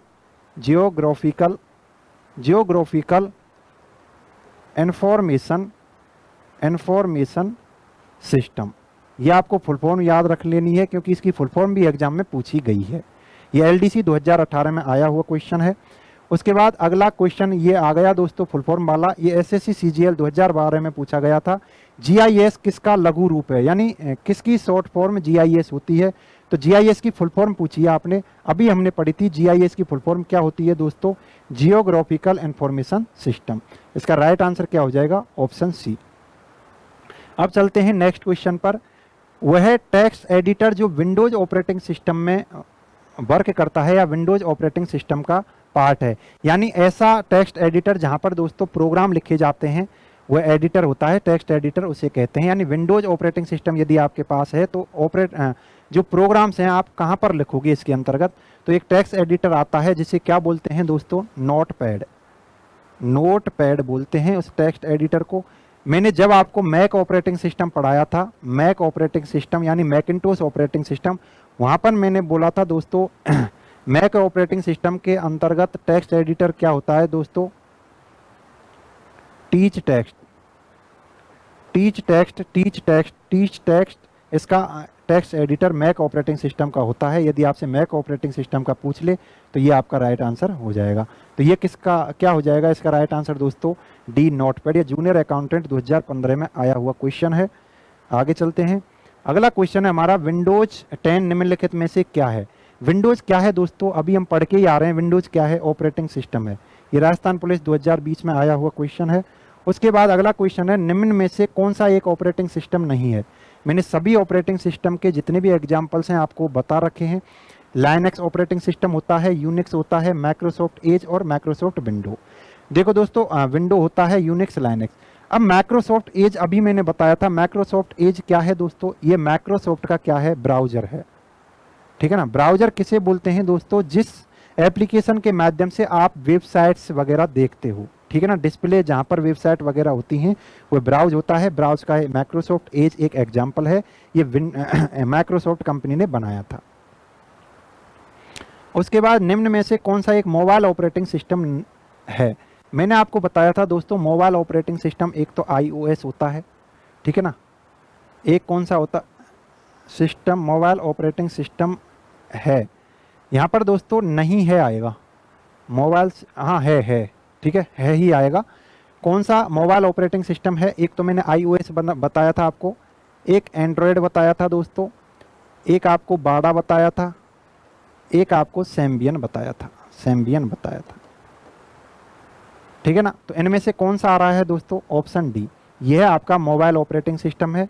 और इसके अलावा ये आपके कैसे ऑपरेटिंग सिस्टम है, कंप्यूटर ऑपरेटिंग सिस्टम है, क्योंकि दोस्तों मोबाइल को चलाने के लिए भी तो ऑपरेटिंग सिस्टम की ज़रूरत होगी। तो वो कौन सा हो जाएगा इसका राइट आंसर, एंड्रॉयड, ठीक है। आगे चलते हैं, अगला क्वेश्चन है, निम्न में से कौन सा एक मोबाइल ऑपरेटिंग सिस्टम नहीं है? पहले है पूछा था, अब नहीं है। तो दोस्तों एप्पल का कौन सा है? iOS, ये तो होता है। एंड्रॉयड भी होता है। ये विंडोज़ फ़ोन दे दिया तो iOS ये हो गया। फ़ोन iOS नहीं आएगा, ये OS ही होगा, क्योंकि iOS तो एप्पल के लिए यूज लेते हैं अपन। अब देखो दोस्तों, यदि आपको ऑपरेटिंग सिस्टम नहीं भी पता होंगे तो आप यहाँ से क्वेश्चन को हल कर सकते हैं कि गूगल प्ले जो स्टोर है यह आपका एप्लीकेशन सॉफ्टवेयर है, यह आपका ऑपरेटिंग सिस्टम नहीं है। यह एक ऐसा सॉफ्टवेयर है, एप्लीकेशन सॉफ्टवेयर है, ठीक है ना। तो इसका राइट आंसर क्या हो जाएगा? Google play store. आगे चलते हैं, निम्न में से कौन सा ऑपरेटिंग सिस्टम GUI युक्त मल्टी यूजर और मल्टीटास्किंग है? यानी कि ये आपसे पूछ रहा है कि एक ऐसा ऑपरेटिंग सिस्टम है जो GUI युक्त है, मल्टी यूजर है, यानी एक साथ अनेक यूजर वर्क कर सकते हैं, और मल्टीटास्किंग है, यानी एक साथ आप एक ही समय पर कई एप्लीकेशन को रन करा सकते हो, या टाइम शेयरिंग है, ठीक है। तो option A MS-DOS, option B Red Hat Linux, option C Windows XP, option D Android. तो दोस्तों आपका MS-DOS की यदि हम बात करें, ये तो CUI पर आधारित है, तो GUI नहीं है, यानी ये तो यहीं कैंसिल हो गया। उसके बाद हम बात करें विंडोज XP की, तो दोस्तों ये सिंगल यूजर होता है। Windows operating system single user होता है, तो ये भी हट गया, एलिमिनेट हो गया। एंड्रॉयड भी सिंगल यूजर होता है, ये भी हट गया। तो क्या बचा आपका? लाइनक्स दोस्तों GUI बेस भी है, मल्टी यूजर भी है, मल्टीटास्किंग। दोस्तों जो आपका विंडो है ये मल्टीटास्किंग होता है, GUI होता है, लेकिन मल्टी यूजर नहीं होता, ये सिंगल यूजर होता है, इसलिए ये आपका विंडो गलत हो गया और आपका राइट आंसर क्या हुआ? लाइनक्स। आगे चलते हैं, अगला क्वेश्चन है, निम्न में से कौन सा ऑपरेटिंग सिस्टम यूजर्स को GUI और मल्टीटास्किंग की क्षमता प्रदान करता है? यानी GUI और मल्टीटास्किंग, मल्टी शेयरिंग कौन कौन देगा? तो GUI मैंने बताया था दोस्तों कौन कौन देते हैं। MS विंडो देता है GUI, लाइनक्स देता है, आपका कौन देता है? मैक OS देता है, और कौन देता है? iOS देता है, एंड्रॉयड देता है, बाड़ा देता है, और सैम्बियन देता है। ये आपके GUI देते हैं। उसके बाद मल्टीटास्किंग कौन देता है दोस्तों? मल्टीटास्किंग में आपका यूनिक्स देता है दोस्तों, आपका मल्टीटास्किंग लाइनक्स देता है, MS विंडो देते हैं, सभी देते हैं केवल DOS को छोड़कर। मल्टीटास्किंग सभी देते हैं, DOS और एक आपका पाम ऑपरेटिंग सिस्टम है, पाम ऑपरेटिंग सिस्टम और DOS, ये दोस्तों सिंगल टास्क हैं, इनके अलावा सभी मल्टीटास्क होते हैं, ठीक है। तो यहाँ पर देखो दोस्तों MS-DOS तो वैसे ही एलिमिनेट हो जाएगा क्योंकि ये GUI बेस्ड नहीं है, तो जहाँ जहाँ MS-DOS है उसको गलत कर दो। तो इसका राइट आंसर अपने आप GUI से ही निकल के आ गया दोस्तों, आपको मेहनत करने की जरूरत ही नहीं पड़ी, आपको मल्टीटास्किंग तक जाना ही नहीं पड़ा। यदि आपको ये पता था कि GUI बेस्ड कौन कौन से ऑपरेटिंग सिस्टम होते हैं, आपको पता था कि DOS CUI होता है, इसलिए ये GUI हो ही नहीं सकता, ये हो ही नहीं सकता, ये हो ही नहीं सकता। तो इसका राइट आंसर क्या हो गया दोस्तों? Option C. आगे चलते हैं, हमारा अगला क्वेश्चन है, निम्नलिखित में से कौन सी विशेषता विंडोज ऑपरेटिंग सिस्टम से संबंधित नहीं है? यानी कि विंडो ऑपरेटिंग सिस्टम से संबंधित कौन सी विशेषता नहीं है? पोर्टेबल है, ओपन सोर्स है, मल्टीटास्किंग है, GUI है। दोस्तों मैंने आपको बताया था GUI होता है आपका जो भी विंडो ऑपरेटिंग सिस्टम है, मल्टीटास्किंग भी होता है। मल्टीटास्किंग का दूसरा नाम क्या है दोस्तों? Time sharing operating system. Open source नहीं है दोस्तों, ओपन सोर्स होता है लाइनक्स। ओपन सोर्स का मतलब होता है दोस्तों ऐसे सॉफ्टवेयर जो आपको फ्री में मिलते हैं, लेकिन मैंने आपको बताया था जो आपका विंडोज ऑपरेटिंग सिस्टम है इसके लिए हमें रुपए देने पड़ते हैं, यानी ये प्रोप्राइटर ऑपरेटिंग सिस्टम है। यदि कॉस्ट के आधार पर बात करें हम, ऑपरेटिंग सिस्टम दो प्रकार के होते हैं, एक आपके ओपन सोर्स ऑपरेटिंग सिस्टम और दूसरे आपके कौन से हो जाएंगे? Proprietor operating system. यानी ओपन सोर्स वो होंगे जो आपको फ्री में मिलेंगे, प्रोप्राइटर वो होंगे जिनके लिए आपको भुगतान करना पड़ेगा। तो आपका जो विंडोज ऑपरेटिंग सिस्टम है ये ओपन सोर्स नहीं है। यदि आपको ये पता था तो आपको ये इस तक जाना ही नहीं था। पोर्टेबल का मतलब है दोस्तों एक स्थान से दूसरे स्थान पर आसानी से लेकर जा सकते हैं, जिससे वो पोर्टेबल होता है। तो इसका राइट आंसर क्या हो जाएगा दोस्तों? Open source. अब इसकी प्रॉपर्टी में एक और शब्द लिख लेना है, क्या? पोर्टेबल। यानी कि आपने यदि अच्छे तरीके से पढ़ रखा है दोस्तों, आप एलिमिनेट फॉर्मूला अपनाकर क्वेश्चन को सही कर सकते हैं। जरूरी नहीं है कि सभी ऑप्शंस आपको आना चाहिए। ठीक है दोस्तों, तो अगला क्वेश्चन पढ़ते हैं। इनमें से कौन सा एक डेस्कटॉप ऑपरेटिंग सिस्टम है? Option A Mac OS, option B MS Office, option C DBMS, option D Oracle. दोस्तों मैक ओएस आपका ऑपरेटिंग सिस्टम होता है, ऑपरेटिंग सिस्टम होता है, और ये सभी आपके क्या होते हैं दोस्तों? एप्लीकेशन सॉफ्टवेयर होते हैं, एप्लीकेशन सॉफ्टवेयर होते हैं, एप्लीकेशन सॉफ्टवेयर होते हैं। तो इसका राइट आंसर क्या हो जाएगा दोस्तों? Option A Mac OS. अगले क्वेश्चन पर चलते हैं। निम्नलिखित में से कौन सा विकल्प अलग है? यानी सभी से अलग कौन सा है दोस्तों? Linux, Windows 98, Windows 7। तो यहाँ से आपको समझ में आ रहा होगा दोस्तों, लाइनक्स एक ऑपरेटिंग सिस्टम है, विंडोज एक ऑपरेटिंग सिस्टम है, और विंडोज 7 भी एक ऑपरेटिंग सिस्टम है। C++ एक लैंग्वेज है दोस्तों, ये सबसे अलग हो जाती है। C++ क्या है दोस्तों? एक लैंग्वेज है, और कैसी लैंग्वेज है दोस्तों? हाई लेवल लैंग्वेज है, हाई लेवल लैंग्वेज है। ठीक है, तो इसका राइट आंसर क्या हो जाएगा? Option C. ये भी देखो दोस्तों, राजस्थान पुलिस से 7 नवंबर 2020 का जो एग्जाम हुआ था वहां पर आया हुआ क्वेश्चन है।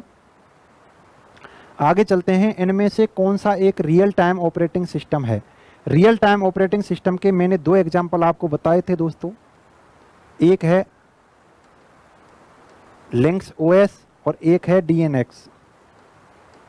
तो इसका राइट आंसर क्या हो जाएगा दोस्तों? Option C DNX. ठीक है, आगे चलते हैं। अगला क्वेश्चन है, लाइनक्स किस प्रकार का सॉफ्टवेयर है? तो लाइनक्स दोस्तों कैसा सॉफ्टवेयर है, यानी कैसा ऑपरेटिंग सिस्टम है? Adware, open source, compiler, application. तो दोस्तों ये ओपन सोर्स सॉफ्टवेयर है, यानी कि इसको आप फ्री में ले सकते हो। लेकिन विंडोज कैसा है? विंडोज प्रोप्राइटर ऑपरेटिंग सिस्टम है। ये भी दोस्तों कितनी बार रिपीट हुआ है? देखो, सूचना सहायक 2011 में आया था, उसके बाद 13 में, उसके बाद पटवार 2021 में। यहाँ से आपको समझ में आ रहा होगा कि क्वेश्चन रिपीट होंगे, इसलिए आपको प्रीवियस ईयर क्वेश्चन को बहुत बेहतरीन ढंग से तैयार करना है। यदि हम बात करें क्वेश्चन नंबर 68 की, निम्न में से कौन सा एक open source time sharing operating system है? दोस्तों क्या कह रहा है? एक ऑपरेटिंग सिस्टम है जो कैसा है? ओपन सोर्स है, और कैसा है? टाइम शेयरिंग है, टाइम शेयरिंग है। टाइम शेयरिंग के अंतर्गत कौन कौन से आते हैं दोस्तों? आपका लाइनक्स आता है, विंडो आता है, आपका यूनिक्स आता है, और कई एग्जाम्पल हैं। ठीक है ना, तो आपका क्या है? Option A MS DOS, option B Windows, option C Linux, option D Unix. तो देखो दोस्तों, टाइम शेयरिंग के अंतर्गत तो 3 आ रहे हैं, लाइनक्स, विंडोज और यूनिक्स। एमएस डोस दोस्तों, ये टाइम शेयरिंग एमएस डोस तो है ही नहीं, तो एमएस डोस तो इसका होगा ही नहीं आंसर। ठीक है ना, तो इस क्वेश्चन का आंसर क्या रहेगा दोस्तों? इस क्वेश्चन का आंसर रहने वाला है दोस्तों, हमने बात की थी ओपन सोर्स कौन सा है दोस्तों? ओपन सोर्स है आपका लाइनक्स, और सभी प्रोप्राइटर हैं, प्रोप्राइटर हैं। तो ये क्वेश्चन यहाँ से सही हो जाता दोस्तों। यदि आपको ये पता था कि ओपन सोर्स सॉफ्टवेयर कौन सा है, तो लाइनक्स इसका राइट आंसर हो जाएगा। आगे चलते हैं। लाइनक्स ऑपरेटिंग सिस्टम का शुभंकर क्या है? तो शुभंकर दोस्तों इसका पेंगुइन है। ये एसएससी CHSL 2017 में आया हुआ क्वेश्चन है। ये एक फैक्चुअल क्वेश्चन है, आपको इसका डेटा याद करके रखना है। निम्नलिखित में से कौन सा एक ऑपरेटिंग सिस्टम नहीं है? Option A Unix, option B Windows, option C Pascal, option D Linux. तो दोस्तों ये सूचना सहायक 2008 में आया हुआ क्वेश्चन है। तो आपने एक डिवाइस पढ़ी होगी दोस्तों, जब हिस्ट्री पढ़ी होगी, पास्कलाइन। पास्कलाइन, एक पास्कलाइन कैसी डिवाइस है? दुनिया की फर्स्ट मैकेनिकल गणक यंत्र है ये। इससे ये क्वेश्चन पूछा जाता है। ठीक है ना, दुनिया की फर्स्ट मैकेनिकल गणक यंत्र या गणना करने का यंत्र है ये, मैकेनिकल है। तो पास्कलाइन ये होता है। ये तो क्या हो गया दोस्तों? हार्डवेयर हो गया, ये हार्डवेयर हो गया, यानी कि ये ऑपरेटिंग सिस्टम तो हो ही नहीं सकता। तो सीधा सीधा राइट आंसर क्या हो गया? पास्कलाइन हो गया। तो दोस्तों हमने कोशिश की है कि ऑपरेटिंग सिस्टम से जितने भी क्वेश्चन प्रीवियस ईयर में आ रखे हैं उन सभी को आपके लिए उपलब्ध करवाया जाए। तो आपको दिखाई दे रहे होंगे कि 70 क्वेश्चन हमने आपको कवर किए हैं। यदि आपने इन क्वेश्चनों को अच्छी तरह से कर लिया तो इनसे बाहर आपके एग्जाम में कोई भी क्वेश्चन नहीं जाएगा दोस्तों। लेकिन मेरी ये बात आप ध्यान रखना दोस्तों, इस चैप्टर से ऑपरेटिंग सिस्टम ये बहुत इंपॉर्टेंट टॉपिक है आपके पुलिस के लिए। यहाँ से कम 7 से 8 क्वेश्चन आने वाले हैं। आज के लिए इतना ही, फिर मिलेंगे अच्छी वीडियो के साथ, अच्छे कंटेंट के साथ अगली वीडियो में फिर मिलेंगे। आज के लिए इतना ही, राधे राधे।